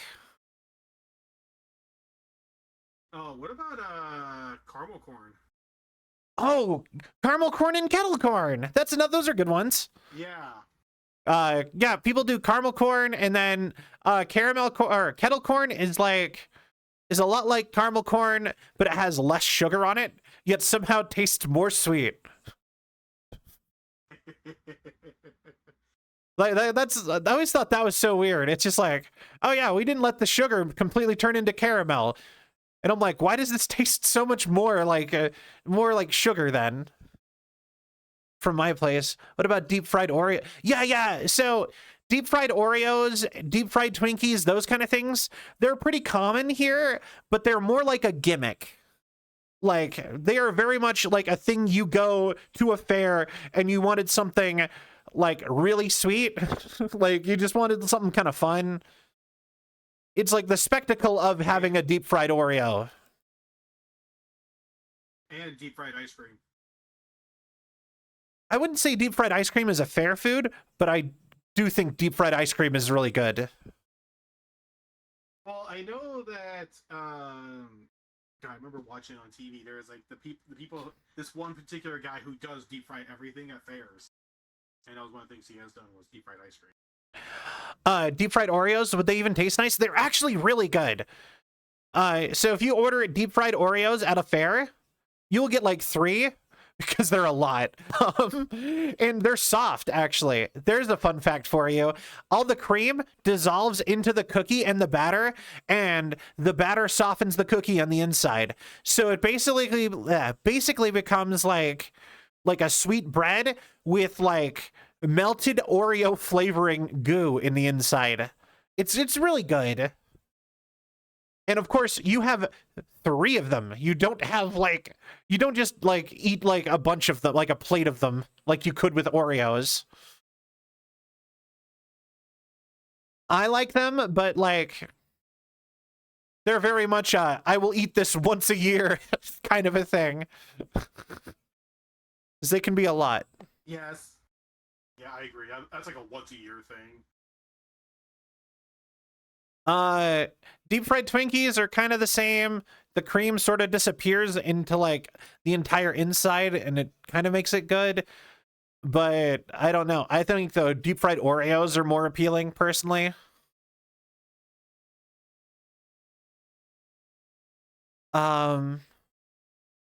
Deep fried pickles, maybe? I see those at fast food places a lot nowadays now. So those might be moving into regular food phrase like French fries. Okay, but if we're talking like the weird deep fried food, some of the weird ones I've seen are, they call it deep fried Kool-Aid, and it's just Kool-Aid powder mixed into basically funnel cake batter, and then you make it and it's deep fried Kool-Aid. And it's just, you just sell it as like, instead of like a big funnel cake, you just sell it as like a bar.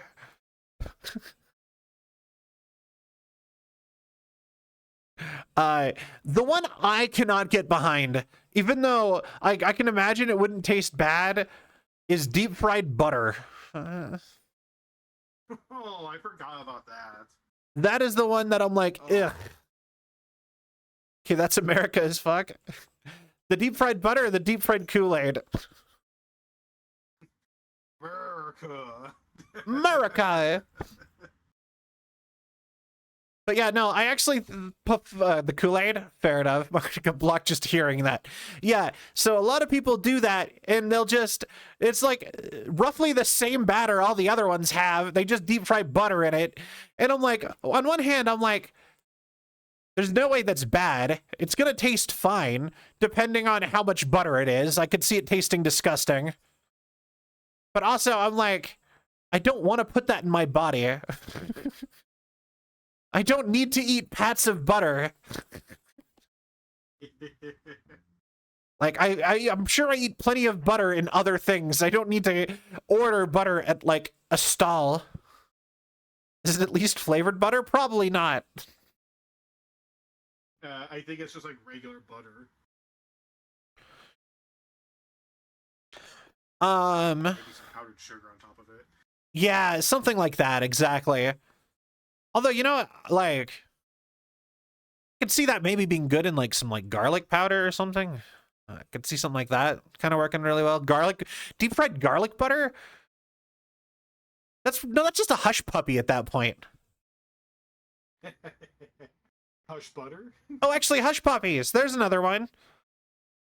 So, hush puppies are good carnival food, or fair food. Unsalted or salted? Actually, I think I dislike either answer. I mean, yeah, fair food. What else would you see at a fair? Every fair I've ever gone to has a teriyaki place. And there's always one. There's never more than one. There's never competition for the teriyaki place. So a hush puppy is cornbread, but deep fried. So you just take cornbread batter and you deep fry it into a little ball.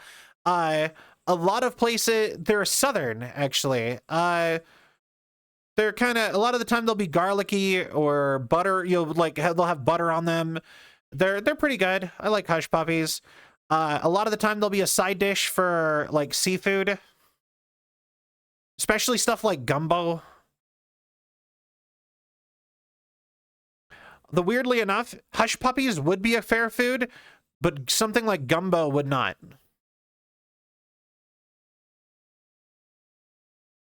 Or at least not in my area.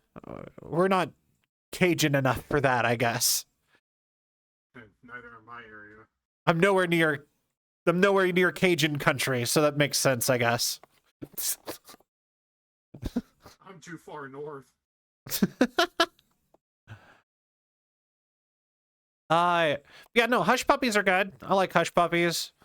I don't eat them that often, but whenever I've had them, I've liked them. Why are they called a hush puppy? I have no idea. No one's ever given me an explanation to that one. I don't think I've asked either, to be fair.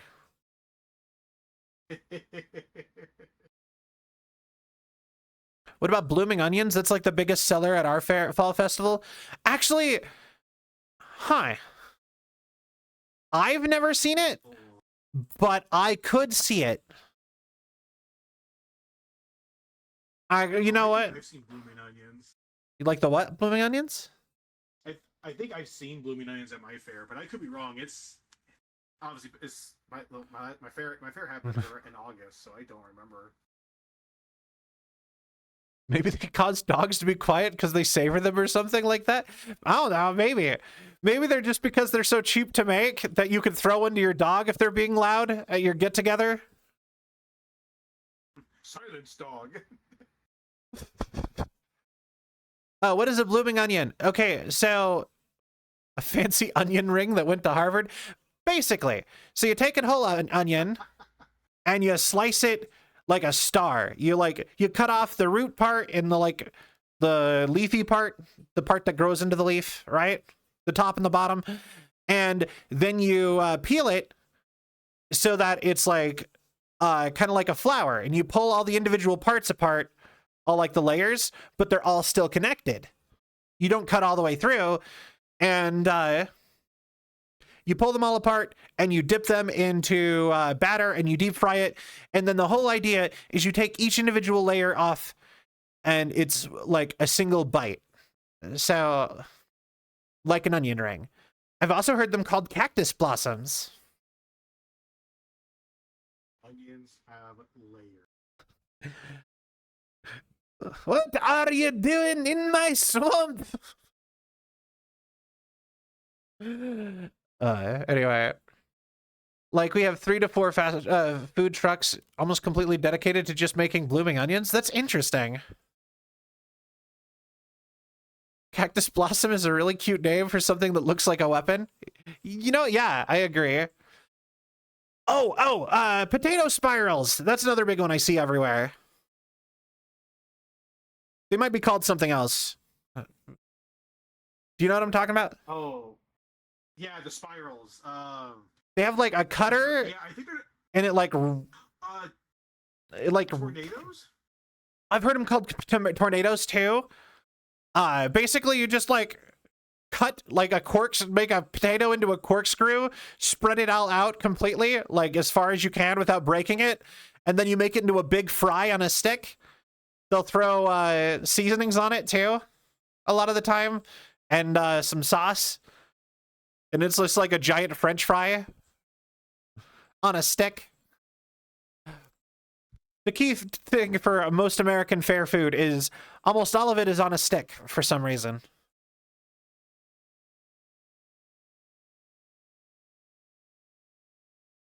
I think tacos are pretty standard. Where I live, we also have Native American fry bread and Navajo tacos. Those are pretty standard as well. Navajo tacos is chili on fry bread, and it's just like a taco but flat, where it's instead of taco meat, it's chili, basically. They're really good. Looked up potato spirals and I saw a couple tornado potatoes, but also the longest spiral-shaped French fry I've ever seen. Yeah, so that's what those are. Those are kind of cool. Those are fun. I've even seen a couple other vegetables like that. I've seen carrots done like that before, but I don't know if I would buy that. I think that's more of a gimmick for like a specific place for a theme.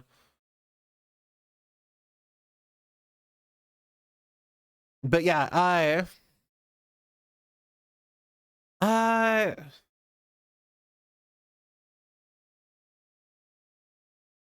but yeah, fair food. It's a lot of that kind of stuff. We sadly don't do a lot of, I don't know. And most of it is pretty standard across the country, I think. I think you'll find sandwiches. Pretty much anything that's like a sandwich, you would probably find at a fair. Like any of the American sandwiches, quote unquote, like a Philly cheesesteak or like a pulled pork like a Southern barbecue pulled pork sandwich type of thing, or you'd probably be able to find any of that at a fair. Sloppy Joe. I did not like Sloppy Joes growing up because at my house, Sloppy Joes were pork and beans on bread on like a burger bun. And then I grew up and I'm like, nobody knows what I'm talking about when I talk about Sloppy Joes. And my mom was like, honey, we were poor. That was our struggle meal day. We just called it Sloppy Joes because it was a word that we could use that wouldn't embarrass us when you talked about it in public. And I was like, oh. Like my childhood recontextualized with reality. No.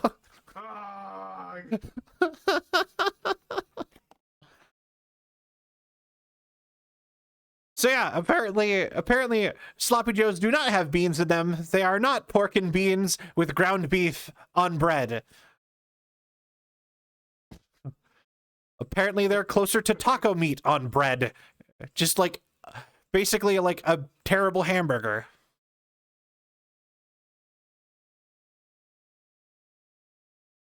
They are if you believe enough. I mean, I don't think it works that way, because people will still call me out about not liking Sloppy Joes with beans.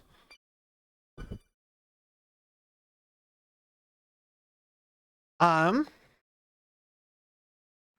phone call. I'm surprised, like, did you ever play Metal Gear? No, I never did actually. Oh, my ringtone is the codec call from Metal Gear Solid. So if you get a phone call in Metal Gear Solid, that's the same ringtone. Always forget the Metal Gear Solid ringtone. Never expect it. Yeah, I keep forgetting to turn my phone on mute because I'm so used to having apps open that prevent my phone from calling. No worries, dude. I'll talk to you about that later. Well, I'll call you back when I'm done, if that's okay. The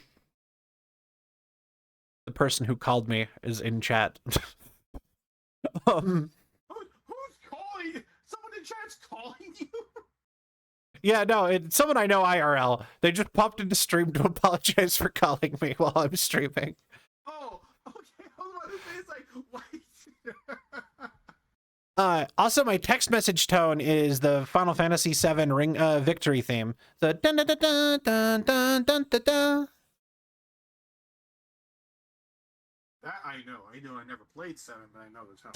I mean, I think anyone would be able to be like, "Oh, Final Fantasy" with that one. Well, anyone who's ever the originals. You played the original Final Fantasies? Yeah. 1 through 5. That's actually really impressive. Aren't those like super hard? I was young. That makes it worse. Like, I could not understand where I was supposed to go the one time I played those. Oh, I played one, and I could not figure out where I was supposed to go at all. I got like not far at all. I beat the first boss that they put you outside of the dungeon for, and then I just never found anything else ever again. Unfortunately, the one that I liked the most was 5. Oh, with butts. I mostly like it because of Exdeath. I think he's a really cool villain. Exdeath is a really cool villain. I know him mostly from Dissidia, but I love him in Dissidia so much. He's very entertaining in Dissidia. He's like one of the most no-nonsense villains, and he's like the only one who isn't trying to betray the main bad guy, Chaos. He's just like, I'm evil. I'm just here. I'm doing my job. And everyone else is like, how will I betray the big guy and steal his powers? And Exdeath's just like, who's ready? But I always liked him for that. He was just always like the most straight-laced, like, somehow, you know what I mean? Just something about that when everybody else was scamming and like scheming made him more, who's ready to have a cell of a time? Banned. Oh. Hey, Psychosaurus, welcome in. How are you? But yeah, Exdeath is also a tree. Yeah, he's a tree. I love Dissidia. Did you play Dissidia? Yes. Yeah, I did with my friend. I was excited to see Exdeath was in it. My favorite part in that was all the like connections and like interactions. And like the story, kind of. The story was actually weirdly good. You do another one. They have, or like a remake. There's been 3 of them, but the new one that was made for arcade is just so bad. It's very obviously an arcade game.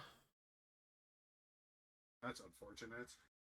Yeah, and like to get the story, it's not like play through a story. It's every like 500 matches you play, you get a new cutscene that furthers the story. That's gross. Isn't it? Like, just like give me a story mode and then give me multiplayer. You don't have to do much else.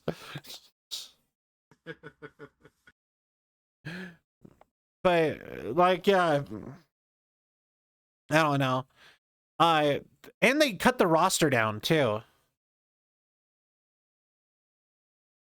Like, they didn't even have the full roster from Dissidia 2, which continued Square Enix's trend of having confusing sequel names. Because it was called Dissidia 12 Duodecim. Oh, gee. And it was a prequel to Dissidia 1.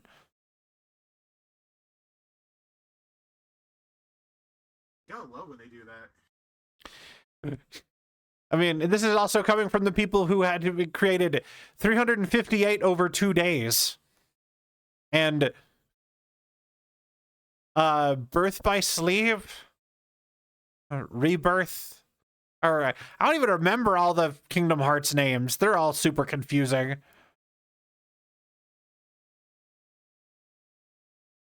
Hearts 1, 2, 3. I will say, I think that the name I came up with for how you were supposed to say the 358 over 2 days is so much better. Because I called it 358 half days. Is how I was pronouncing it. And it made so much sense because if you know Kingdom Hearts stuff, it's the game where you play as Roxas the whole time, who is half of Sora. So I'm like, he's half of Sora. So it's half days. It's like the year that Sora was in a coma, 358 half days. And they're like, no, it's 358 over 2, and you're dumb for thinking otherwise. And I'm like, all right, guys. Thanks. Just gotta love people, you know? Yeah. And now I'm like, I still think my name was better. Y'all were wrong. Including Square Enix. You're wrong about your own game you named. Had a better title right there. A better way to say that.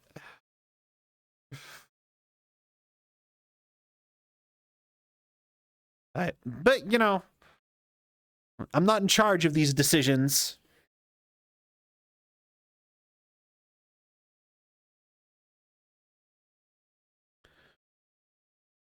But, yeah, yeah.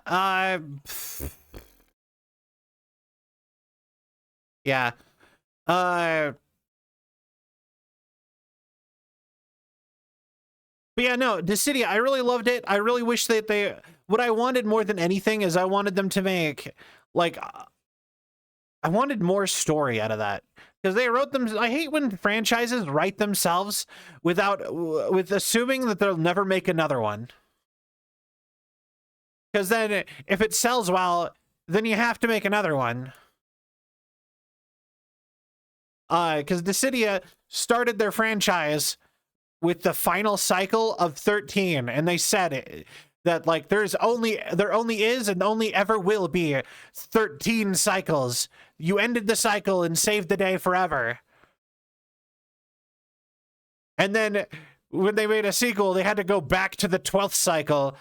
And it's just like, everyone already knows where this ends, and it ends with the beginning of the original line. All the new characters have to disappear for that. And then when they made a sequel, they made it the 14th cycle, and it's just like, you just made this more confusing by continuing it this way. And then it's not even just the 14th cycle. They've switched out the deities from the franchise entirely out for new deities who are also like, aha, we have a war between chaos and order.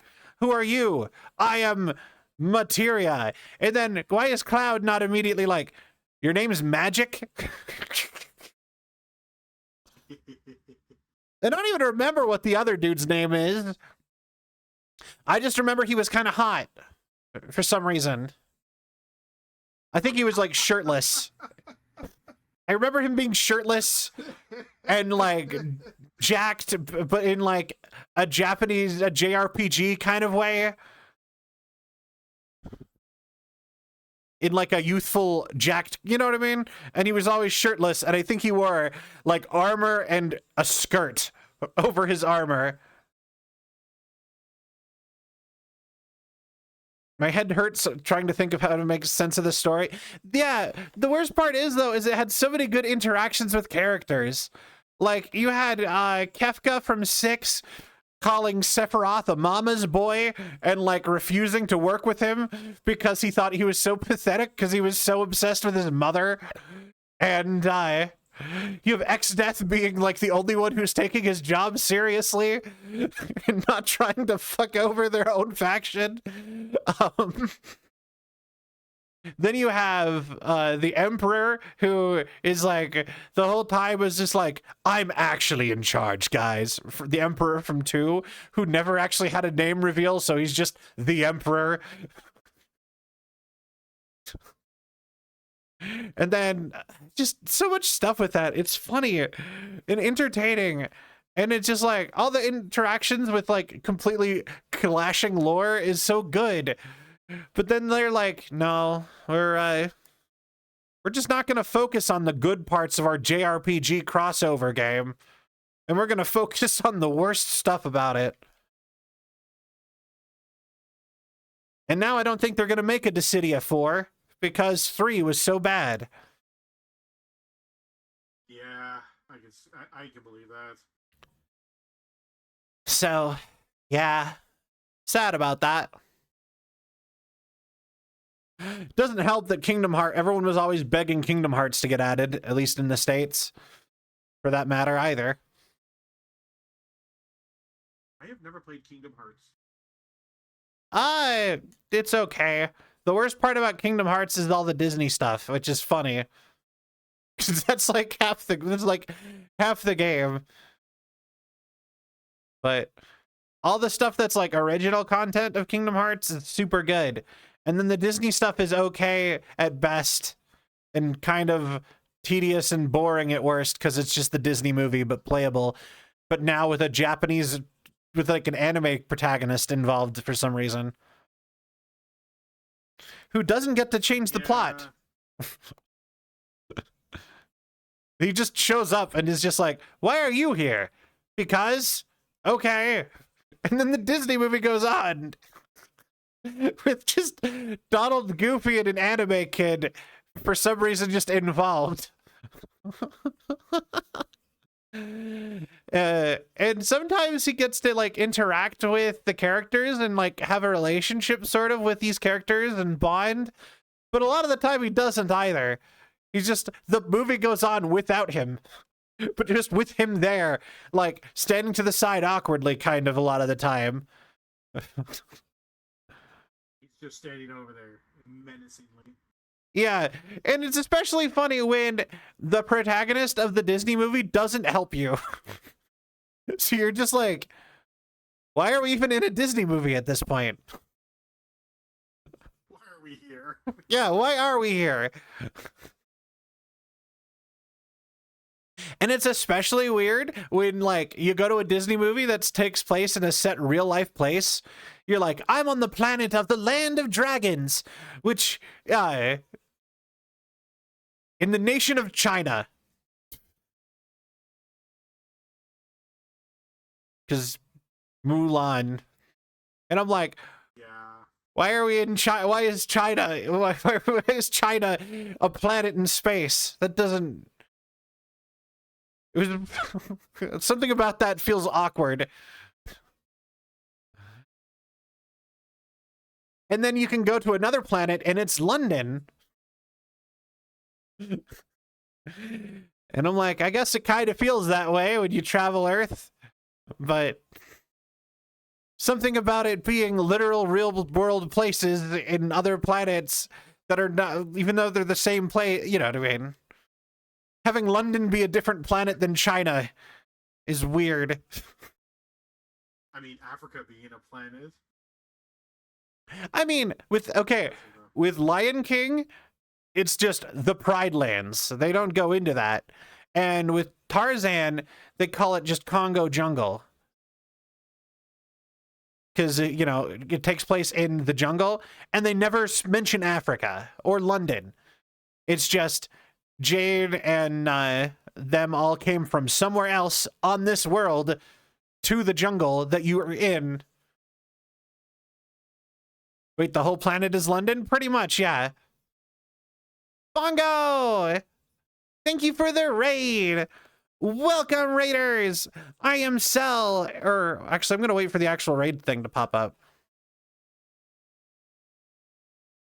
But thank you for the raid, Bongo! Raid on Chevy. Hi, Cell. There is no pop-up? Oh, okay. Yeah, no, the raid thing didn't pop up. Hold on.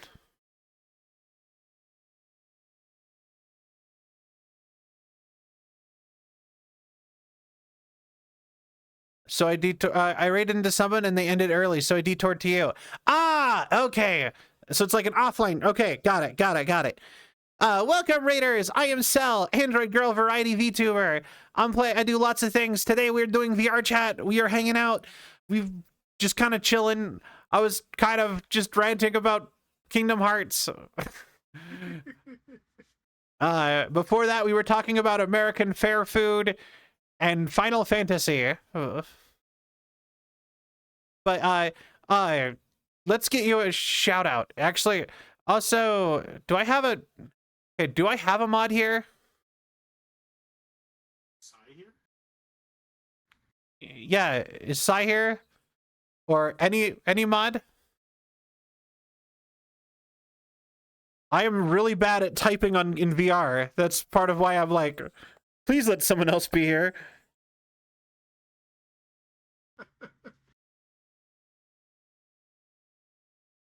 Bongo. Raiders, I think. Feels weird with no yeah. Bongo. Oh, wait, Bongo has a 0. Wait, no, I did put the 0. Okay. Underscore. You're doing great. Nope, that's a dash. Underscore. You were fine, Bongo. Don't worry about it. Shout out, Bongo. There you go.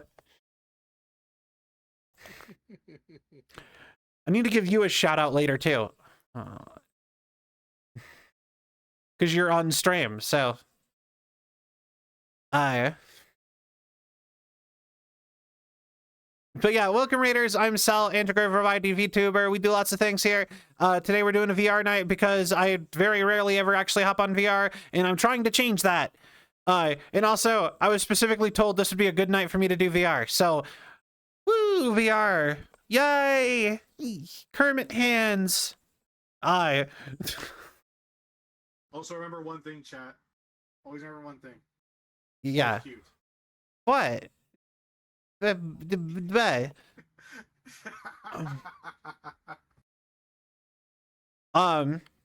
yeah, Kingdom Hearts. But I do love all of the main characters of Kingdom Hearts. I love the whole story when they're actually doing stuff.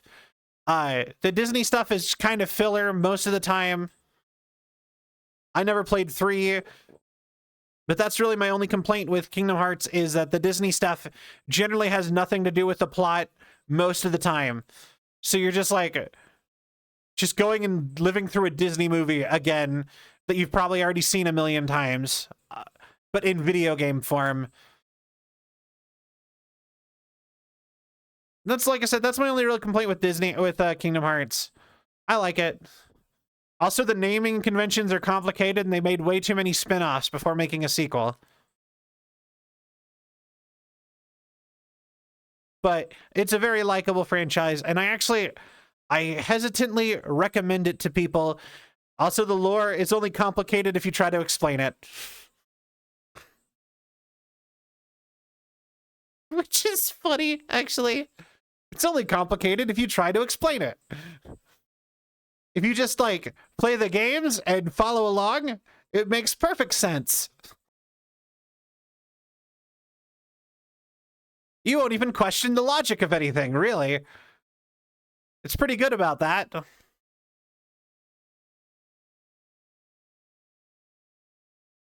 Because they kind of explain everything as it goes. But, like, you try explaining Kingdom Hearts and you're going to sound like you're losing your mind. Just be like, okay, so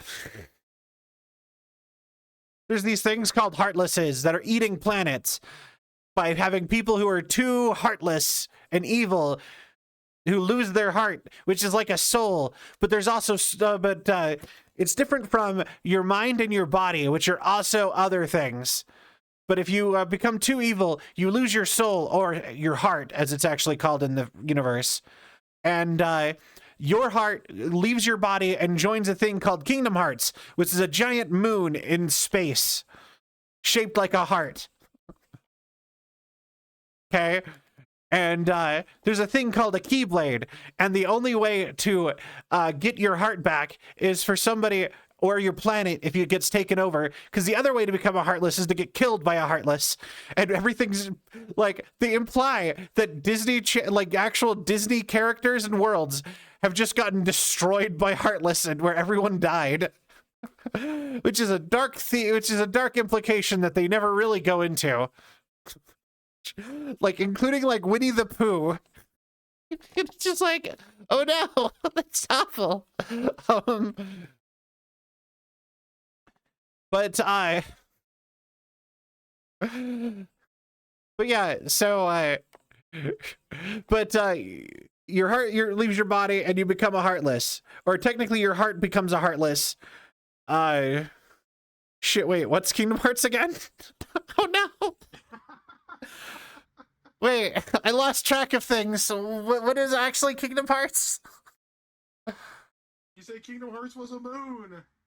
Yeah, it's a giant place you can get to. But also the Heartless are trying to get there. Wait. Oh no.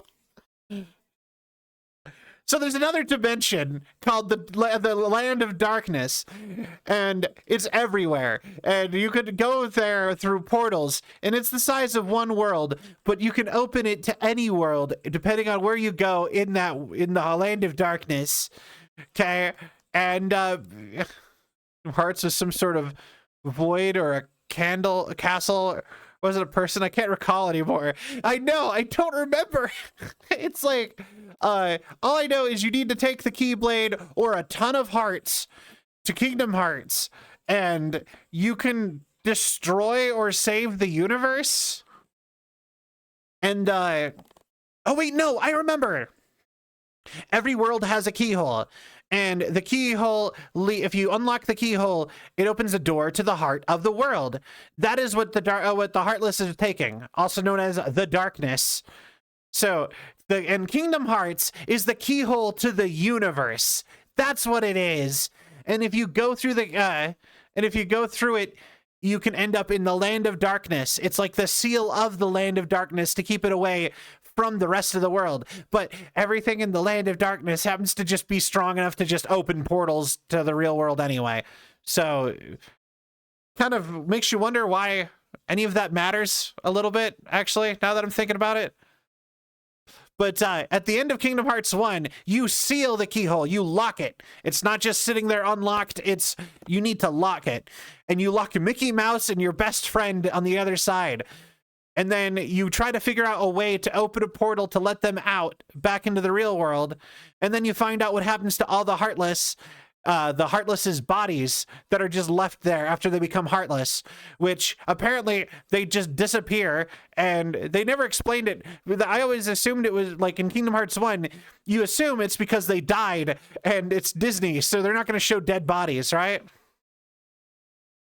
They just disappear, right? But it turns out they become a thing called a nobody. And of course, every nobody you ever see is from an anime world of original characters. Even though several Disney villains become Heartless, you never get to see their nobodies. Technically, and every single nobody has an X in their name. It's their regular name, but modified and adjusted, and then they added X somewhere. So Sora into Roxas, the RO from Sora, and then anyway, you get the idea. Roxas, and then there's an X, and then it's AS, the other two letters from Sora. Ain't this also just the first game story, not to mention the other 12? Yeah, no, we're getting to the rest. I'll just see, it sounds insane when you try to explain it, but if you play through it, you're just like, oh, okay. You know what I mean?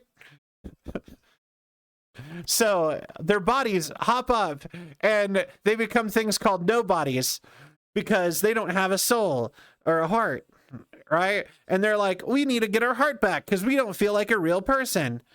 And so they're doing stuff. And then at the end of the first game, before you seal Kingdom Hearts, it turns out you had Kairi's heart inside you all along. Because at the very beginning, there's this whole thing with Kairi disappearing, and you're trying to find Kairi, and it turns out she lost her body to the darkness and gave you her heart. That's like a metaphor, because she seems to like really like Sora.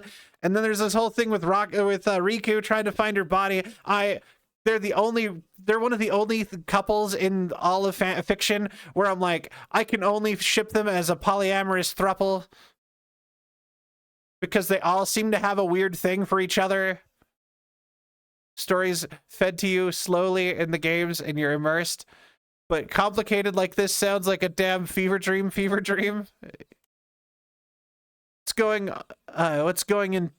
been going in Toy Boy? The what now? Also, hi, Gage. I don't think I want to know what you're talking about. I'm trying to explain Kingdom Hearts. The game franchise. So you go to all these Disney worlds because Mickey Mouse is trying to stop all these planets from getting eaten by the darkness and losing their hearts and disappearing. Okay, so and Mickey Mouse gets a Keyblade, which is like a legendary weapon, and apparently it has the ability to seal things, but he's only one of the chosen Keyblade masters. And at first they make it seem like being a Keyblade master is a really big deal, but it turns out everybody does. Anybody can wield one, apparently. Pretty much. Isn't that what Mickey Mouse does? Yeah, no, I mean, he's protagonist material. It makes sense. So, I don't know how much into this bit I want to keep going. Where's Steamboat Willie in all of this? What's going on? Not much. He seems to suck the soul out of everything they touch. Well, he's technically trying to stop it, but yeah, that's fair. I agree with you. So yeah, I'll here for it. Okay, so turns out Sora had 2 hearts, but then later on they reveal Sora had 3 hearts. And that's why he was so powerful this whole time. And at the end of Kingdom Hearts, Riku is like, if you truly loved me and Kairi, you will kill yourself with this magic Keyblade that removes hearts. And so you do. And then the story becomes even more complicated. Because it turns out, when you do that, I just didn't realize autocorrect got it. No worries.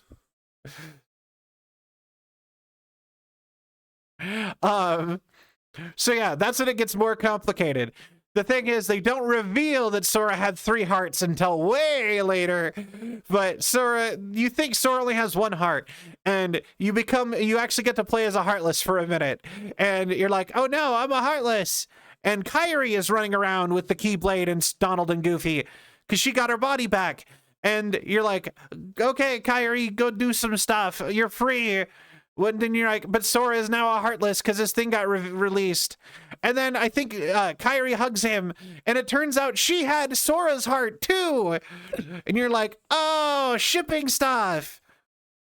Even though Sora has not cared about Kairi for most of this game and is more really wanting to find Riku because she saw him once in a way that gives him a lot of tension. This is why I can only ship them as a throuple. That's the only thing that makes sense for those 3 characters. You know? They have to all be into each other. They're way too into each other to not be into each other. Like, at the same time. Anyways, so it turns out, you get your heart back from Kairi, and now you and Kairi are people again, and you're like, great. Kid Cot, welcome, hello, and then and then the sequel happens, and it turns out Sora has multiple nobodies. One of them is Kairi, basically, but blonde. And one of them is kind of looks like Sora, but blonde. And it turns out that's somebody else named Ventus, who gave Sora his heart when Sora was like 4. And he was like, he chose him as his apprentice. And he had a whole thing and a time skip way back in the day before he fought the main bad guy and lost. Okay, so blondes are evil? They're not evil. Blondes have no soul in Kingdom Hearts. Everyone who's blonde is missing their heart. I don't know how. Okay. How much are we going into this? How much further? So there's the whole thing where Sora defeats Roxas. Turns out the nobodies are trying to. I can't even remember what the nobodies were doing. They really wanted to control. They didn't even care about Kingdom Hearts and 2, really. They were trying to get the Keyblade, I think. And Sora is trying to save Mickey and Riku.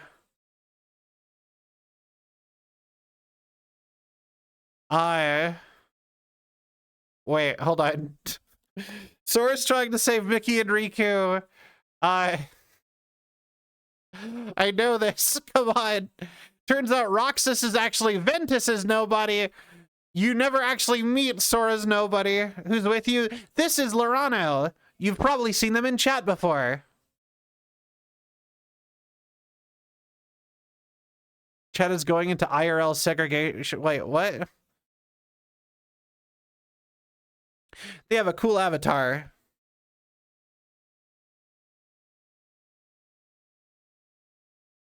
But yeah, and then there's a bunch of stuff with Final Fantasy characters, and they connect them with the Heartless Nobody system in a weird sort of way. Like, Cloud is the nobody. That's heavily implied. Cloud is a nobody, and Sephiroth is the Heartless. So Sephiroth has the heart of, and Cloud has the body of a being, and that if they were both to meet and reabsorb each other, they would turn into another being, which might actually be Zack from Final Fantasy VII. Because Zack shows up in the past, and there was a big time skip, and Cloud has no idea where he came from.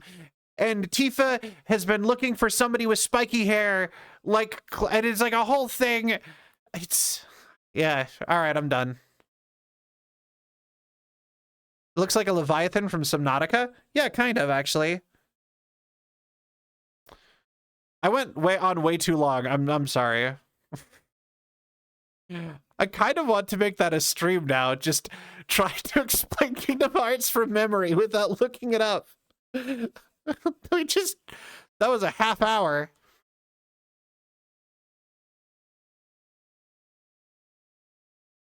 Anyway, Kingdom Hearts. It makes sense if you play it. It doesn't make sense to try to explain it. It gets really complicated. It's actually pretty fun to listen to. I love the conspiracy theory energy. I actually kind of want to do that now. Just pick the most complicated story games and try to regale their plot from memory without looking anything up. Explain Kingdom Hearts from memory to people who know nothing about Kingdom Hearts. The funny part is I could think of a bunch of other franchises that would be perfect for it. That same format. It would work for Metal Gear. It would work for most Final Fantasies. Trying to explain them will make you sound crazy. I don't know. You got any other franchises like that, Lorano?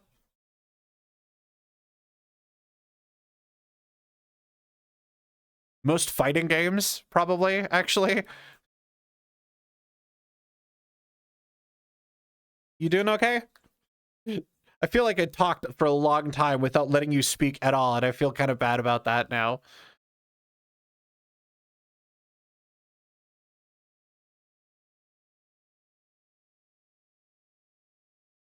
Okay. I'm gonna take your I can't hear you talking, but I'm gonna take your body language as it's something like it's okay. Yes, sorry, I actually mute my mic because I was Oh, no worries. I was messing with something. Yes. So, like I said, it's fine because I don't know Kingdom Hearts. I never played it. So, actually getting to hear someone talk about the lore in general is good. Okay. So, like, even if it's not like all of it, it gives me an insight to what the world is. Because so far, I know from what I've seen, and like I've only seen a little bit of it. It's just Final Fantasy with Disney. Yeah, and it's kind of that, but it has like a weird soap opera-y made up thing with like a war of light and darkness thing going on. Yeah, so and like I said, that was great. Like, that's why I was fine just listening because like I'm gaining knowledge on a game I don't know anything about. Yeah, and it's like the hardest thing to explain to another person ever, because you just like follow along while you're playing, and it just I think Alan Wake is kind of like that. I've been playing Alan, I did all the Alan Wakes. I have no idea how to explain that to somebody. All like the levels already. Oh, isn't Control in the Alan Wake universe? Yep. So is Mac and technically Max Payne and Quantum Break are sort of in the universe too. Trying to connect all of that is going to be complicated too. Yeah, so they're not in the universe, but it rhymes because they no longer have the rights to those franchises, if that makes sense. Rip. So, like, Max Payne is owned by a different company, so it rhyming is like, meaning it's like, there's a character that is meant to be Max Payne, but he's not Max Payne, but he has the same mocap, like, character. Like the person, like the face cap, mocap, whatever appearance plays him, and he is the same archetype as Max Payne with a slightly different personality, and that's it, and a different name. And he's supposed to take a role that Max, like they say, in a perfect world, that would have just been Max Payne. That's funny. And so it's just like, they don't, and the same with Quantum Break. They just made new characters who are literally the characters from Quantum Break to cameo in Alan Wake 2. And you're just like, okay, sure. Why not? Skia the Shadow, thank you for the follow. Welcome to the Selvian Legion. I hope you have a cell of a time. Thank you so much. I really appreciate it, and I hope you enjoy your stay. Hello! Tekken would be funny. This one family keeps throwing each other into some volcano, and there's a tournament going on for some reason by the CEO of the family company, and that's just, yeah.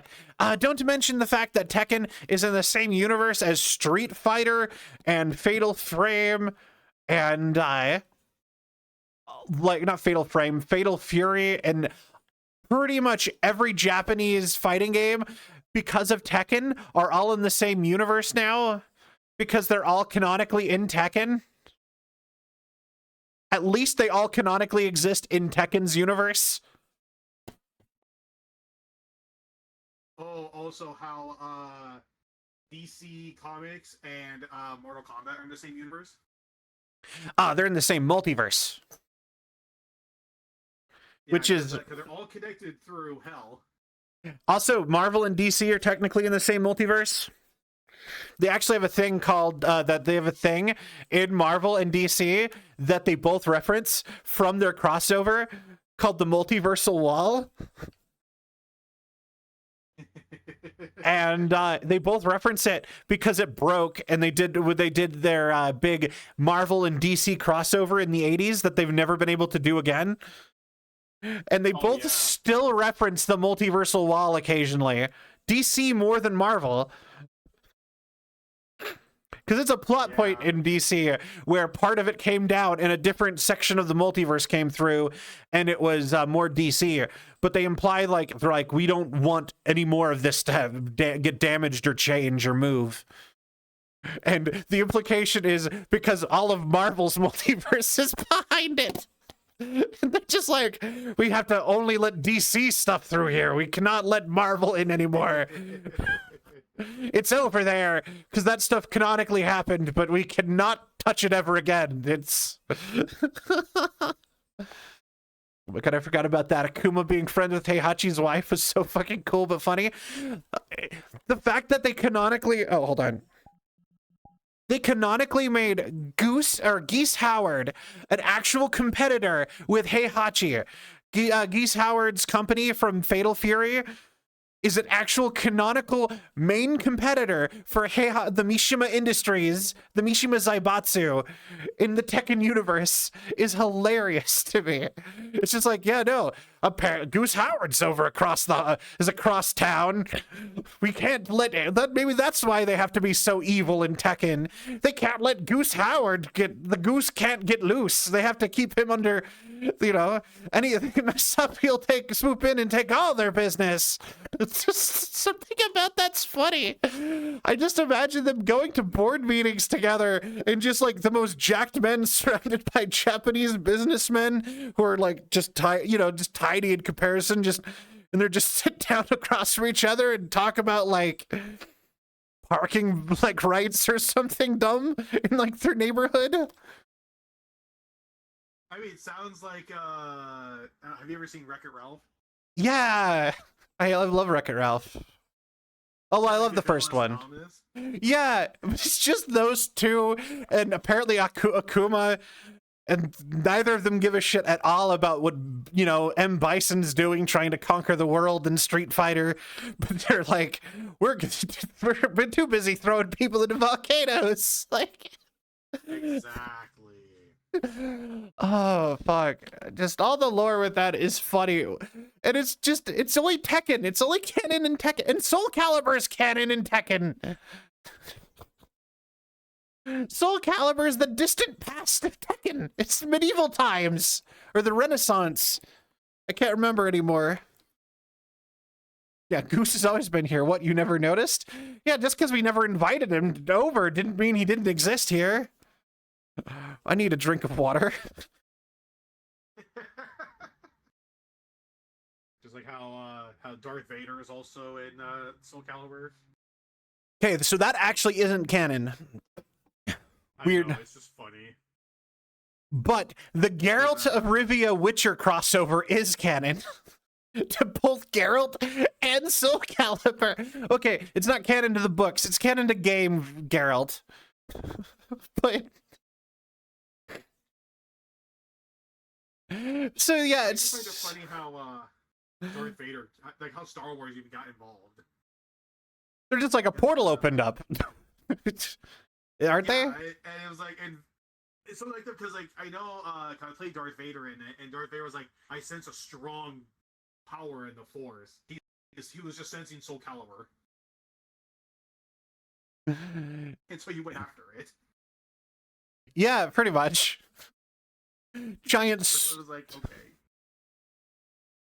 And it just, like, honestly, Tekken would be... I almost want to make this a series of YouTube videos, actually.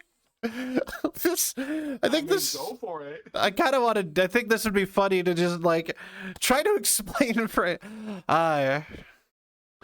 That's great. You know what? Yeah, maybe we'll put this down with no research. Try to explain the lore of a video game franchise with really convoluted lore. Tekken, you have to start with Street Fighter. Or actually, technically, all right, time to talk to you about Tekken lore. It started all the way back in medieval times with Soul Calibur 1. Record what you're saying while also streaming. You know what? I would have to like plan, I think. I don't think what we just did was good enough yet. I feel like I would need to be like kind of more ready and like think about it more. But I want to just like conspiracy board explain video game franchises that are complicated. That sounds amazing. Dead or Alive and Ninja Gaiden. Those are also in the same universe, but those are not in the same universe as Tekken, sadly. That's like the one JRPG Oh, franchise not related to Tekken. It is sad. They should be in Tekken, though. They could have added Helena. She would have fit in with the big evil corporate overlord people. She runs her own Zaibatsu. Dead or Alive. I love Dead or Alive. Be ready. No, by be ready, I meant more of like set out to do that. And like, I kind of would want like, I would kind of want to like having a literal conspiracy board in the background with, you know, yeah, that would be what I would want. I would want a set background maybe. And I would love to maybe have like, yeah, I don't know. Like I said, I wouldn't want to like plan too much because I feel like trying to do it all off the top of my head is amazing. And the funny part is I don't even have to do it to just video games. I could do that with Marvel. So much of Marvel, just like conspiracy board explain things. Because it.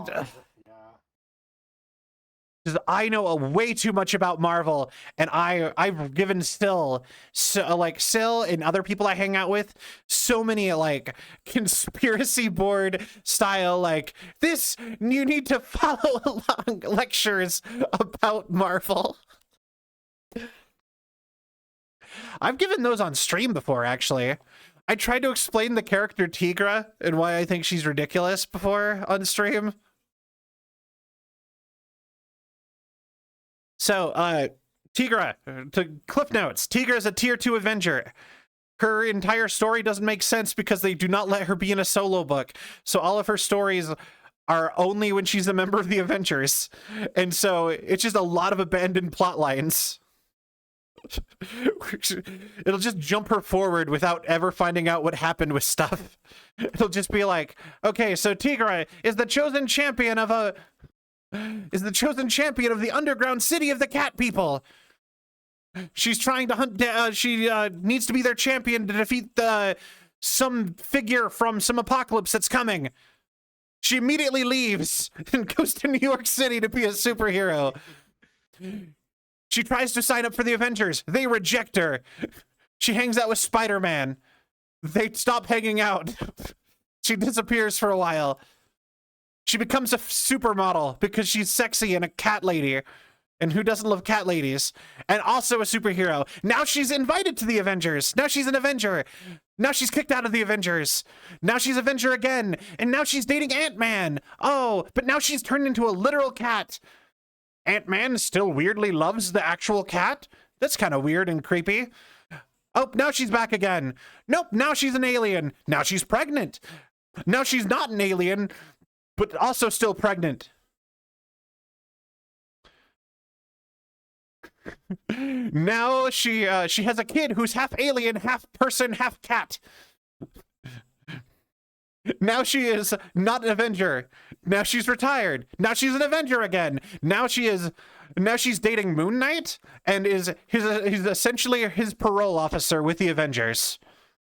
That's her story in like the most fastest thing possible. Oh wait, no, I forgot the time she was a school teacher for when the Avengers tried to make their own version of the X-Men. So that happened too. Before she got pregnant, I believe. Anyway, her character is so batshit, and it's the funniest thing to read on Wikipedia. She's like, okay, then she left. And she's just like, it's just like one paragraph will be on like, she finally accepts her destiny as the chosen person of the underground city of the cat people. She's a supermodel in New York City. It's like the next paragraph. It's just like, what happened to this cat people? Oh, we forgot about that. Her books didn't sell. That's what happens. Why Green Lantern looks like Deadpool or why Captain America looks like Human Torch. Technically, they don't. They just got casted. They just got casted by the same actor because Marvel doesn't like to find new people. Hi, Nade. Welcome in.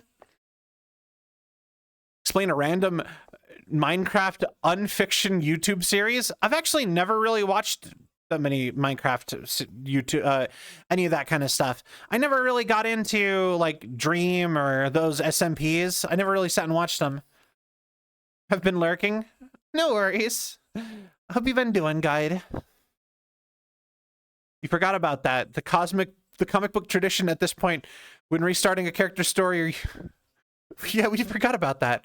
Comic book tradition at this point, when restarting a character story or universe at this point. It's been 10 years, but we wanted to use this character again. Does it make sense to continue this character, to use this character how we want right now? No. We're gonna do it anyway because no one cares. Yeah, just mega busy. I feel that. Yeah, so comic books are fun that way.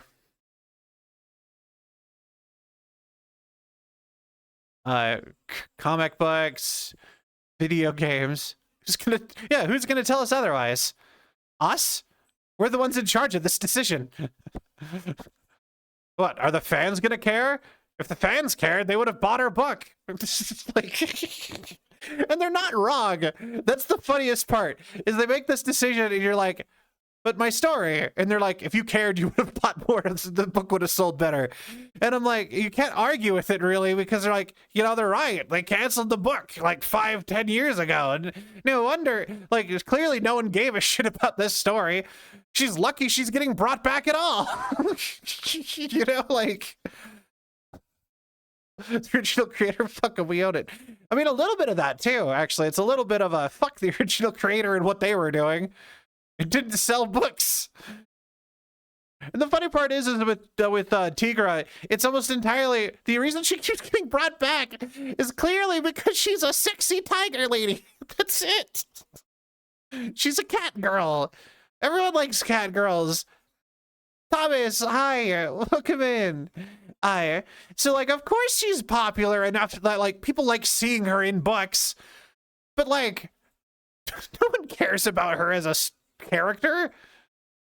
They just think she's attractive. So you throw her on a team and it's like, aha, Tigra, we like her.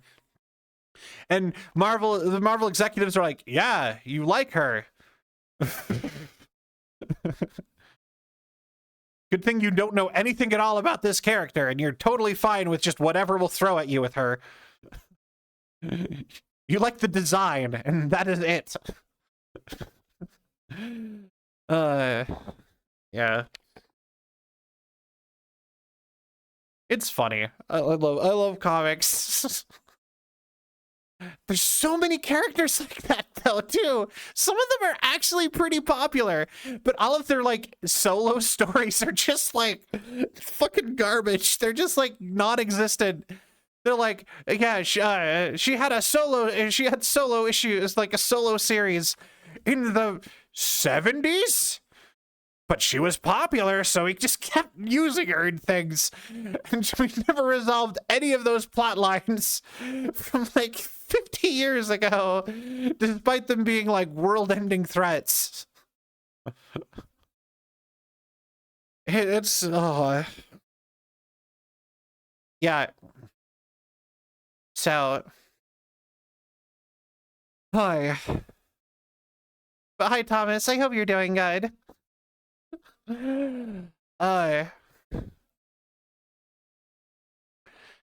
know, I meant to do world hopping and stuff today, but instead I just... I think I've spent like 2 hours just talking. Hey, nothing's wrong with that. I mean, that's kind of the point of streaming. I hope you're all entertained. Oh my god, I'm having a fun time. I'm like, I die laughing talking about like some of this like lore stuff too, like, because I have conversation like IRL. I have conversations like this at this level of like conspiracy theory, trying to explain things to people all the time, like IRL. I am always doing that to like siblings or friends, just being like, do you not know the story of blah, blah, blah, blah, blah? It goes like this. I rant for 6 hours about the most complicated, nonsensical thing ever. Just like, but and then the Fire Nation attacked. Just...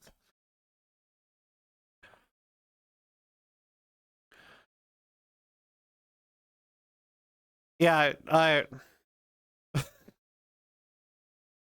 yeah. I was going through the people I follow on Twitch, and I'm just curious what happened to Luton. I haven't seen him in a minute. When I started streaming, they were streaming. So, if something happened to him, I don't know. I hope they're doing good. I'm like out of breath again from talking so... just so much.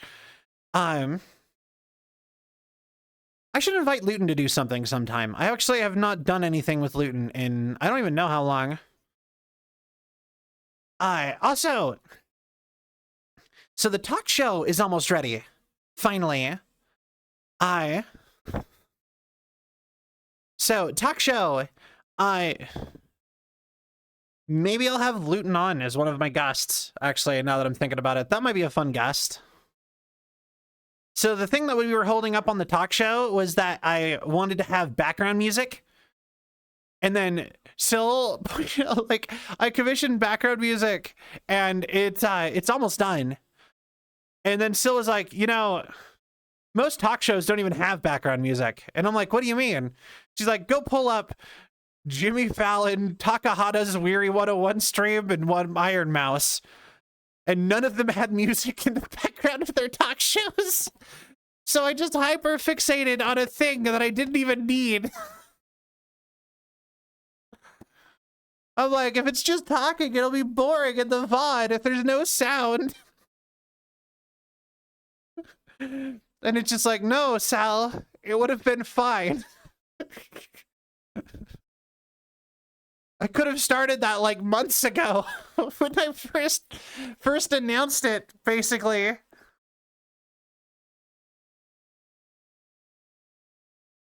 So now I don't even know if I want to wait for the music, but it's coming. So I guess look forward to that.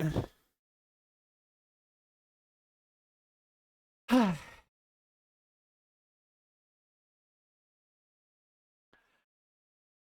right, I talked for so long, and now my brain's like, if I feel, hold on, I need a second. I need another hydrate. God damn. All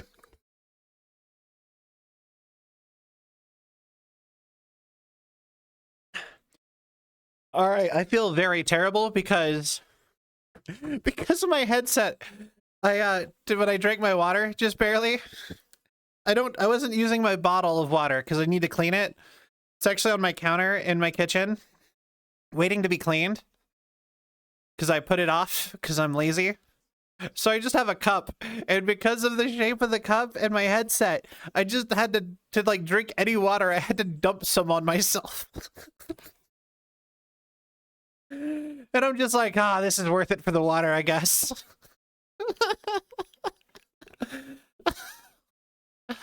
Oh my god, I'm a disaster. All right. So how are you doing, Lorano? I'm doing good. Are you feeling better? Yeah, I think so. I think so.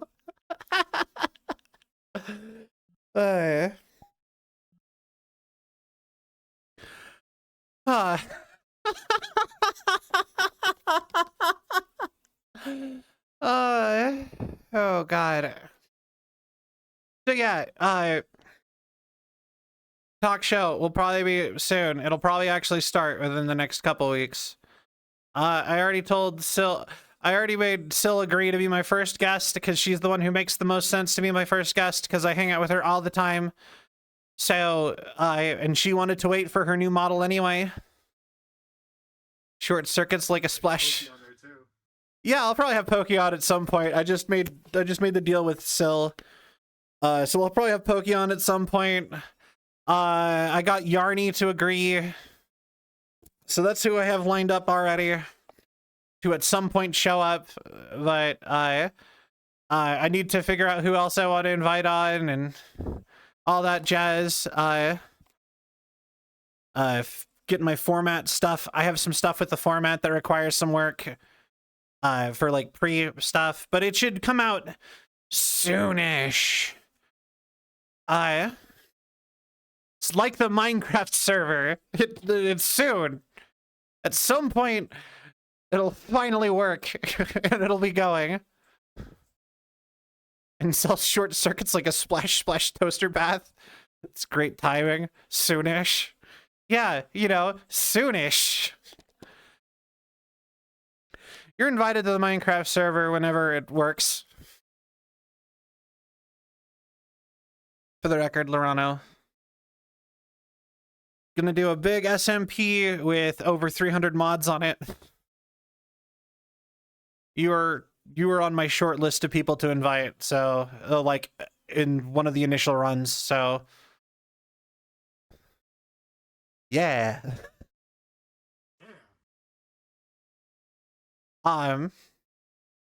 300. Technically it's like 280 something, and then like 40 resource packs. So I'm just like, I think across the two I would say just 300 easier, roughly. But yeah, actually with the Minecraft server, it is so frustrating to try to host your own Minecraft server. I just don't want to pay to play Minecraft online with my friends. Is that so much to ask? I have a PC server. Okay? And it has a Minecraft server host on it. My PS4 hurts to think about that. And so it has a Minecraft server. I'll load it up onto it. And it is all set with all the mods, right? I got that far. And then everyone's like, okay. And I arranged it so you can access it. Turns out you can only access it if you're connected to my Wi-Fi. And then people are like, oh, you need to port forward it. And I'm like, okay, let's port forward it. And I could not figure out how to do that for months.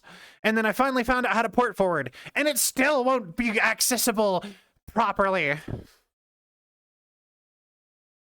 And I'm like, what am I doing wrong?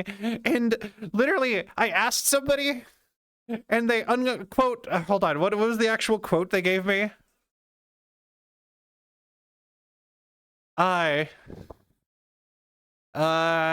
It's funny.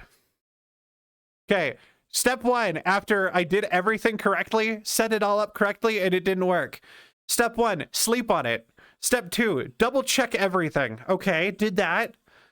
Double check your IP addresses. Okay. Check all of your firewalls. You might need Jesus for this one, is what he said. Step 8. Pay for it. Just pay for it. If none of this works, just go give somebody $30 a month and just stop trying. You know, like, yeah, I'm actually rapidly approaching it's worth it to just give somebody $30 a month to not have to do all this tech stuff when I do not do well with tech stuff. I'm kind of glad I didn't try to do IT stuff like Pokey. I'm like, I would be so lost. PS4 hurts to think about that. I blue screened 6 times the other day on Borderlands 3. Song feels very relevant to how I feel about that Minecraft server. Alright. What in the hell happened?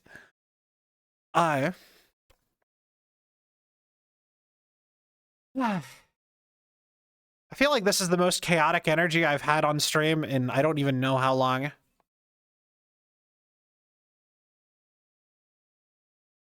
You're like tiptoeing away from me. I'm sorry. You like literally I looked over and you were just like slowly like sidestepping off the camera further that way. I'm just like, oh, I'm sorry. Listen, I don't think you're crazy.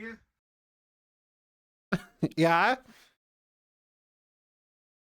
Just a little anglerfish. Just a little anglerfish. Just a little angler. It's this. I don't think you're crazy. I'm just going away for safety. Moving away for safety.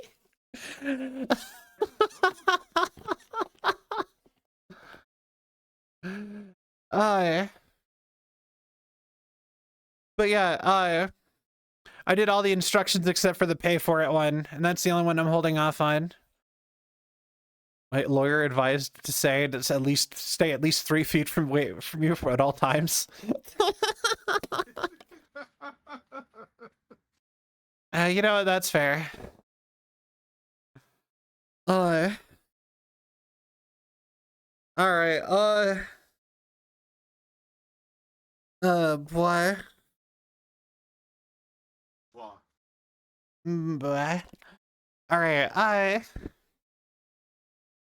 I don't even think I've been talking like normally. I think I've been like deeper voice talking this whole time. That's I don't know what I'm on today. I'm on something apparently.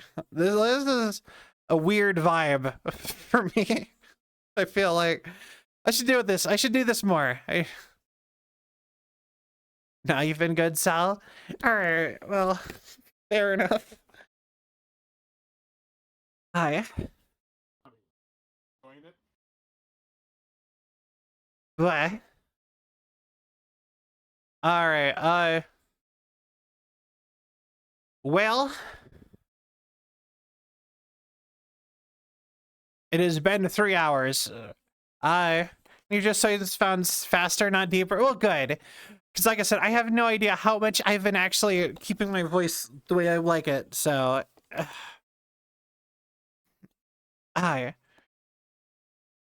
Maybe I should stand up and stream more often. Maybe it's because I'm standing. Could be, actually. Maybe I need to get a standing desk. Maybe that'll solve all my problems, and you'll have crazy, just like off the wall Cell all the time. Sure, some people would probably enjoy that more than would enjoy that. Actually, I don't know. I almost said more than the normal Cell, but I'm like, I'm pretty sure that's not the case. But we love all Cell. Boy.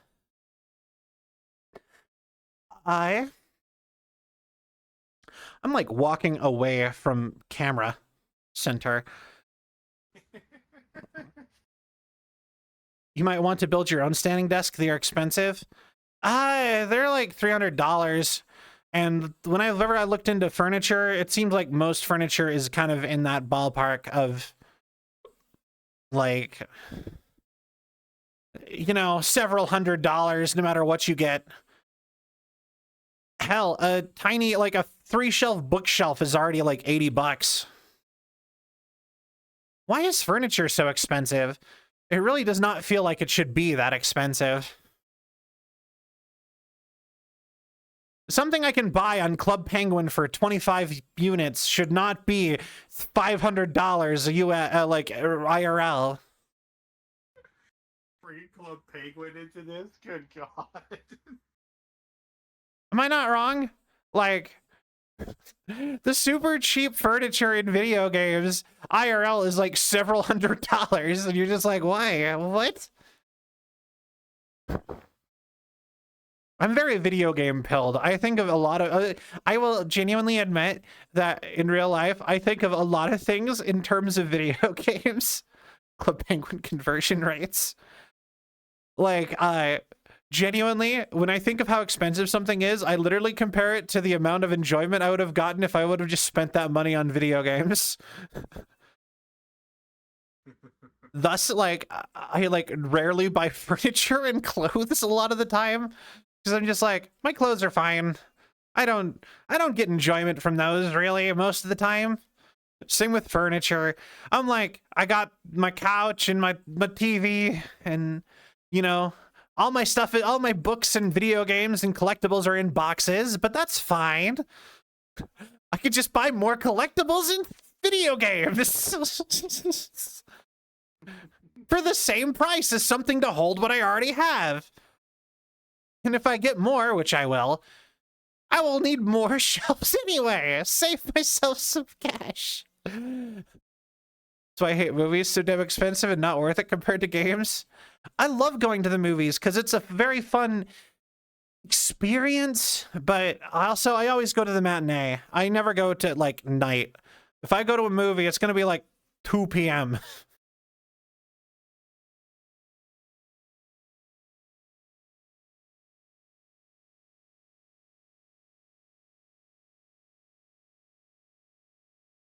I'm weird. I'm one of those weirdos that have to go opening night. Like, I don't mind going opening night. I'm an outgoing extrovert. I am an ambivert, which mostly means I have all the negative side effects of both being an introvert and an extrovert. If I don't hang out with people enough, I feel bad. If I hang out with people too much, I feel bad. I need to have perfectly middle amount of social interaction to feel okay.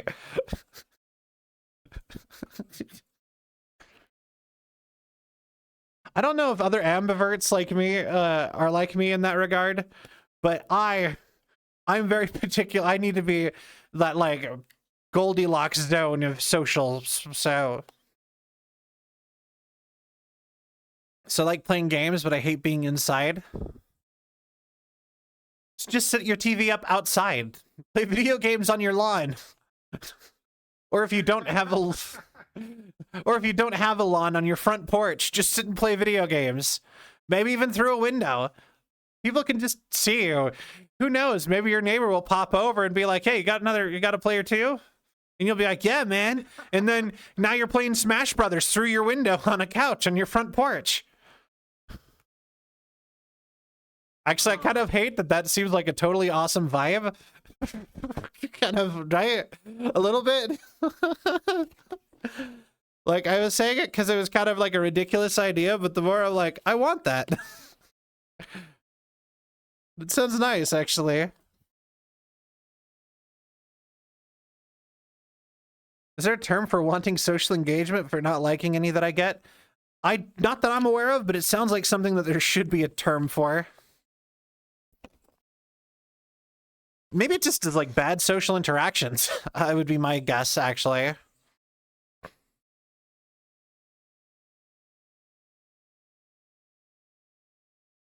Probably is, yeah. And I can learn karate. Actually, hilariously enough, so I was really trying to get a gym membership because I want to start exercising more. Try to get, see if I can get my energy levels up a little bit more, right? And, I was looking into gym memberships, and gyms are ridiculous. It's like, okay, the cheapest one I found. This is the cheapest one I found, right? It's $15 a month with a $50 startup fee and an additional yearly $350 fee yearly. So you pay $15 a month, so you could pay almost $400 once a year. I had a runner's high for the first time. I've never had a runner's high. Actually, intense exercising generally makes me feel like terrible. That is wild. It is wild. And that's the only deal I found that was remotely reasonable. That was the most reasonable gym membership I found. That was Planet Fitness. Most other gyms I looked at were like $65 a month with a $200 initiation fee. And I'm like, I'm broke, dude. I was hoping I could just Netflix subscription you like $8. That to me is reasonable. $15 is even reasonable. Anything like more than like $20 a month is like not. It's like no. The funny part is you know what I discovered that I'm like, this is cheaper. It might just be more worth it. I could just pay $20 a month and go take a martial arts class again. I could just go learn Muay Thai. Why not? It's cheaper than going to the gym, apparently. Made me feel less terrible than I felt like 10 minutes beforehand. Well, that's good, though. That's the thing that I shocked Sil with that the other night. Or Sil and all of my friends, like Sil, Pokey, and all them, right? Because none of them knew I did martial arts. I'm actually like a red belt, or like not a red belt. Hold on. Anyway, I am but yeah, I'm like a red belt in Taekwondo. I've done years of Taekwondo. You know, I used to do that. And they were just like, "What?" And they're like, "We do not see you as a martial arts person." And I'm like, "What do you mean? I'm a weeb." I'll be honest, trying to get myself to exercise at home has been so... I tried. It's not good for... I cannot get myself to do it. That's the problem. I have too many distractions at home. I need something to improvise me, like a scheduled class or something I'm paying for that I will feel like garbage if I don't use. I need to guilt myself into exercising more.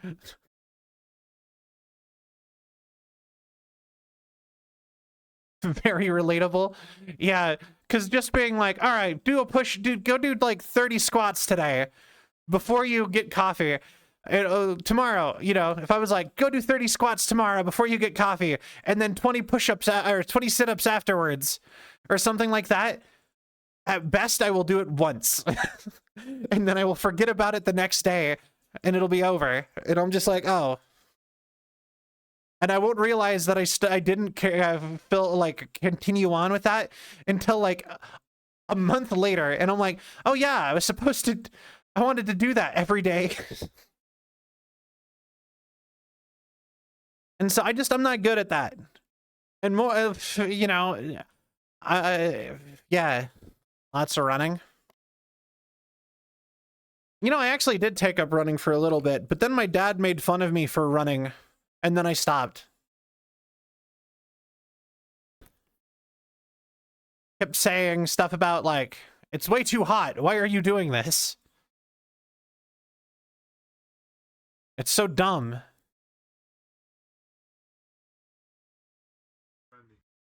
And then I haven't actually gone running in since, actually. But anyway. But yeah, so like I said, I never really had like I haven't had much physical activity in a while. And like I said, I've been like very like low energy a lot of the time.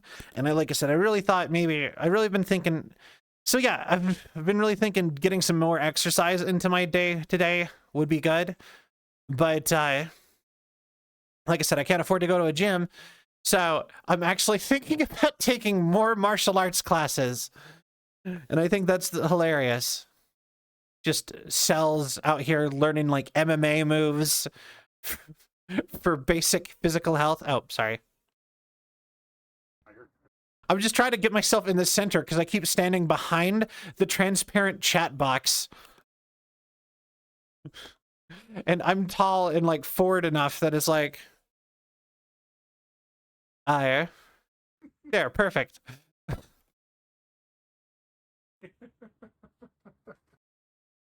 I had over a year streak of going daily 30 minutes of cardio at home, but then I strained my foot. Ooh, I'm sorry. I actually had a gym membership that I used to pay for that was in my last town that I used to live in. And I went every single day after work.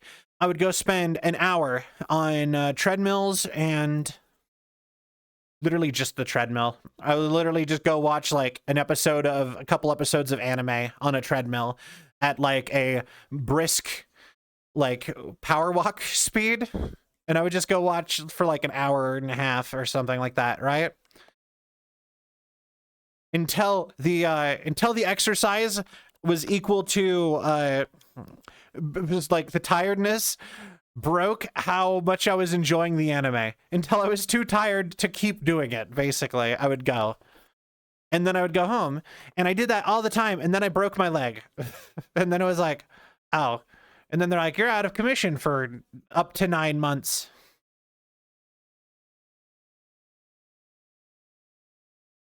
To be fair, that was when I lived. I live by myself now, so if I went and started that as a habit, no one would say anything. But it was actually hard to get myself to even start that, so it's complicated. Like I said, I struggle getting myself into habits like that a lot of the time, and a lot of it, like, so like self mode. Like I said, I feel like I would do best if I could just pressure myself somehow to do stuff. Buff Werewolf Dragon Fireman, thank you for the follow. Welcome to the Selvian Legion. I hope you have a cell of a time. Hi, welcome in. I'm doing good. That's great to hear. I'm glad. Hardest part for me, yeah, that is 100% the hardest part of exercise, I think, is like just getting into the habit of it. And I've actually had people tell me I should just start having like a redeem for squats, but then like part of me is like, no, or squats or something, and I'm like, that sounds miserable. That sounds worse than just doing it on my own accord. Because like I've been on the other end of like the hydrate tsunamis where they're like 57 hydrates. And like I've done that to poor Bongo before, where I'm just like, Bongo, you're going to do. I actually made him end stream early once doing that.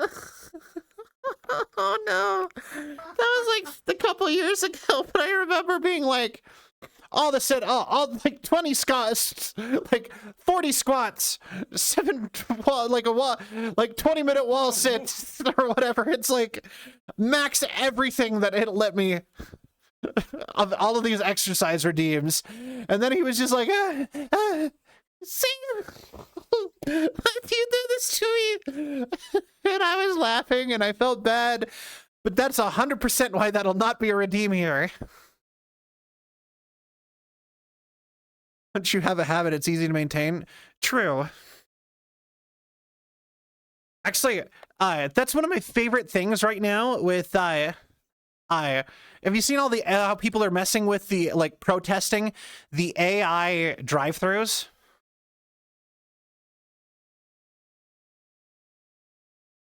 Where they're like, you go up to it, and apparently there's no blocker on at least the Wendy's one to order numbers of water cups. And if it actually gets finalized, they actually have to give you that. So people have been going up and ordering 18,000, like, just like 18,000 water cups. And then they have to give it to you if they don't catch it by a real person before the order is finalized.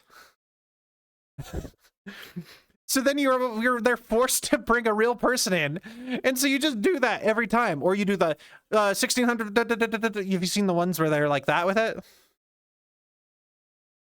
That's the. They're like 800 Whoppers, 800, you know, like, or whatever. And they just rattle off everything on the menu with like super huge numbers that are impossible. But yeah, I've seen a bunch of people doing that, and I love it. Just, I can see somebody doing that to me, and I feel like I would just be like, no. Big Smoke order every time just to get real human service? Yeah, kind of, pretty much. But yeah, I know someone at some point would do that unless I hyper-regulated it. And even if I hyper-regulated it, I don't know, I just feel like exercising, like trying to like, okay, now go exercise when you're in the middle of a game would just be awful. I'd just be in the middle of something, having to stop everything to go do, that would be terrible. I'd hate that. Makes great sense because it's running people out of jobs. Yeah, no, exactly. I highly encourage you, if you encounter an AI order thing at all, just do something crazy, get a real person in there, protest it. AI should have AI should, like, you should, it's dumb. People don't, this is not the time to be implementing stuff like that because it's just like not wanting to pay people. Yeah. All right, hold on. I need to. My lenses are fogging up on my headset. We have been going for a while. Actually, yeah. Uh, and I got a phone call earlier. Part of me is like, we should probably wrap up soon. And another part of me is like, the chat is so active and nice right now. I'm like, I want to keep going. I'm having fun. You know what I mean? I'm like tired from how much I've been on like crazy pill talking mode for like 2 hours now. But also like, and like I'm tired of talking a little bit, but also, and my headset's getting like foggy and heavy, but also like I'm having, this is so far one of the most fun streams I've done in a minute. Even like compared to like the games where I'm super enjoying and into the game. This is a fun conversation. And chat's so active. This is probably the most active I've seen chat in forever. Not shitting on anybody in any way. Hydrate. I'm out of hydrate, actually.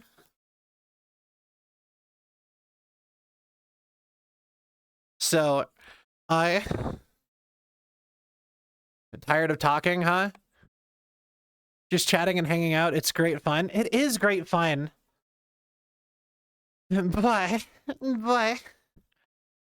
all right. You know what? Okay, compromise. We're gonna do this again. Either just just chatting or another VR chat stream. But.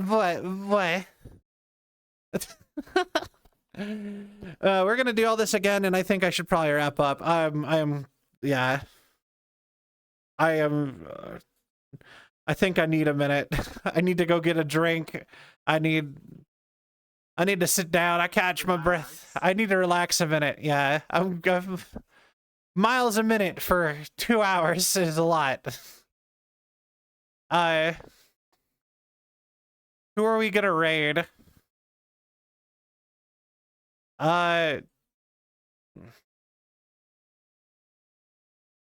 Let's, boy. Abusing the redeems will give them timers, and I don't want to put that on Bois because I like Bois. I actually think that's my most popular redeem, actually. I mean, it's cute.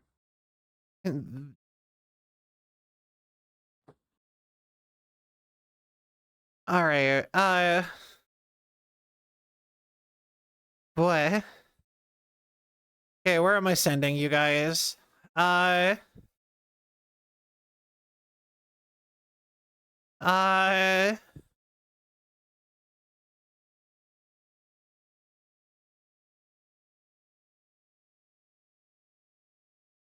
Let's see here. But yeah, no, we got to do this again. I actually really love that idea for a stream. I'm just shy of 43k points I need to spend. Dang. Damn, who is that? Alright, well, thank you for watching so much. I really appreciate that. That means a lot.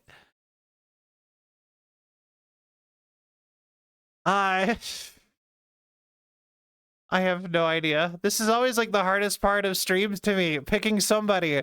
And I'm just like, part of me is always like, I should pick someone strategic. And then another part's like, just raid one of your friends and get it over with. That is the easiest thing to do.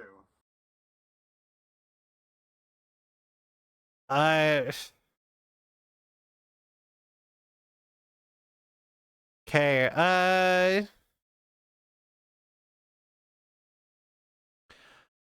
all right. So I'm gonna go ahead and just say,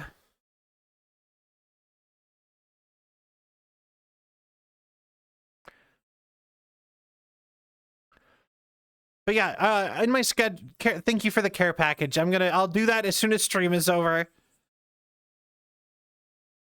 Okay, so we are, you know what? Okay, let's, God damn it. Why is picking a raid so hard? It's always hard for me. I have such bad, like, analysis paralysis, and I'm like, who have I raided recently? What have I done? My brain just goes all in on that stuff, and I'm just like...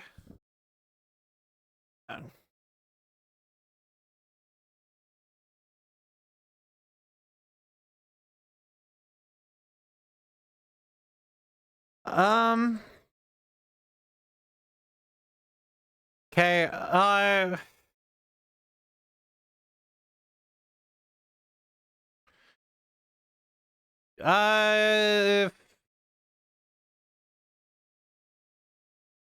you look even gayer through... Yo. Thank you, I suppose. Hey, Decaf. You caught us right at the end, though, sadly. I'm finding somebody to raid. I'm gonna end. I have been, like, conspiracy theory talking for hours. But, I'm gonna work on getting, glad I got to say hi. Well, I'm glad you got to say hi, too. But yeah, we're gonna raid...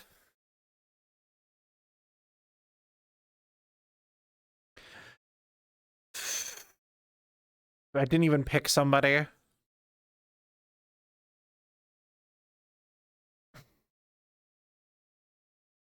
Okay, we're gonna raid somebody, and then we're gonna... but I am going to make sure that I come and do another stream like this again real soon, because this has been fun. Another... that would be way too hard to... Like, I like the idea, but I am way too far into... Like, I'm too in VR for that to work right now. Okay, we are gonna raid a friend of mine. They are playing Gran Turismo. They're a face cam streamer. So go say hi to them. Thank you all for thank you all so much for watching. I hope you all had a cell of a time. If you enjoyed the show and you haven't yet, please give a follow. It really helps the algorithm and my self-esteem. If you would like to join the community and get updates on all things Cell, you should join the Discord. If you want to follow me on social media, I'm really active on Blue Sky. You can follow me on my socials. If you want to buy merch, we have a merch store. It's right here. New stuff is kind of happen at the end of the month. And then if you want to support me on Patreon, you can go here. That is the only place to find my VShojo application video, and it is also where there'll be more stuff there soon. I am just too lazy to figure out what to put on there, but there'll be more stuff soon. I hope you all had a cell of a time, and I'll catch you guys tomorrow. Bye, everybody. Bye.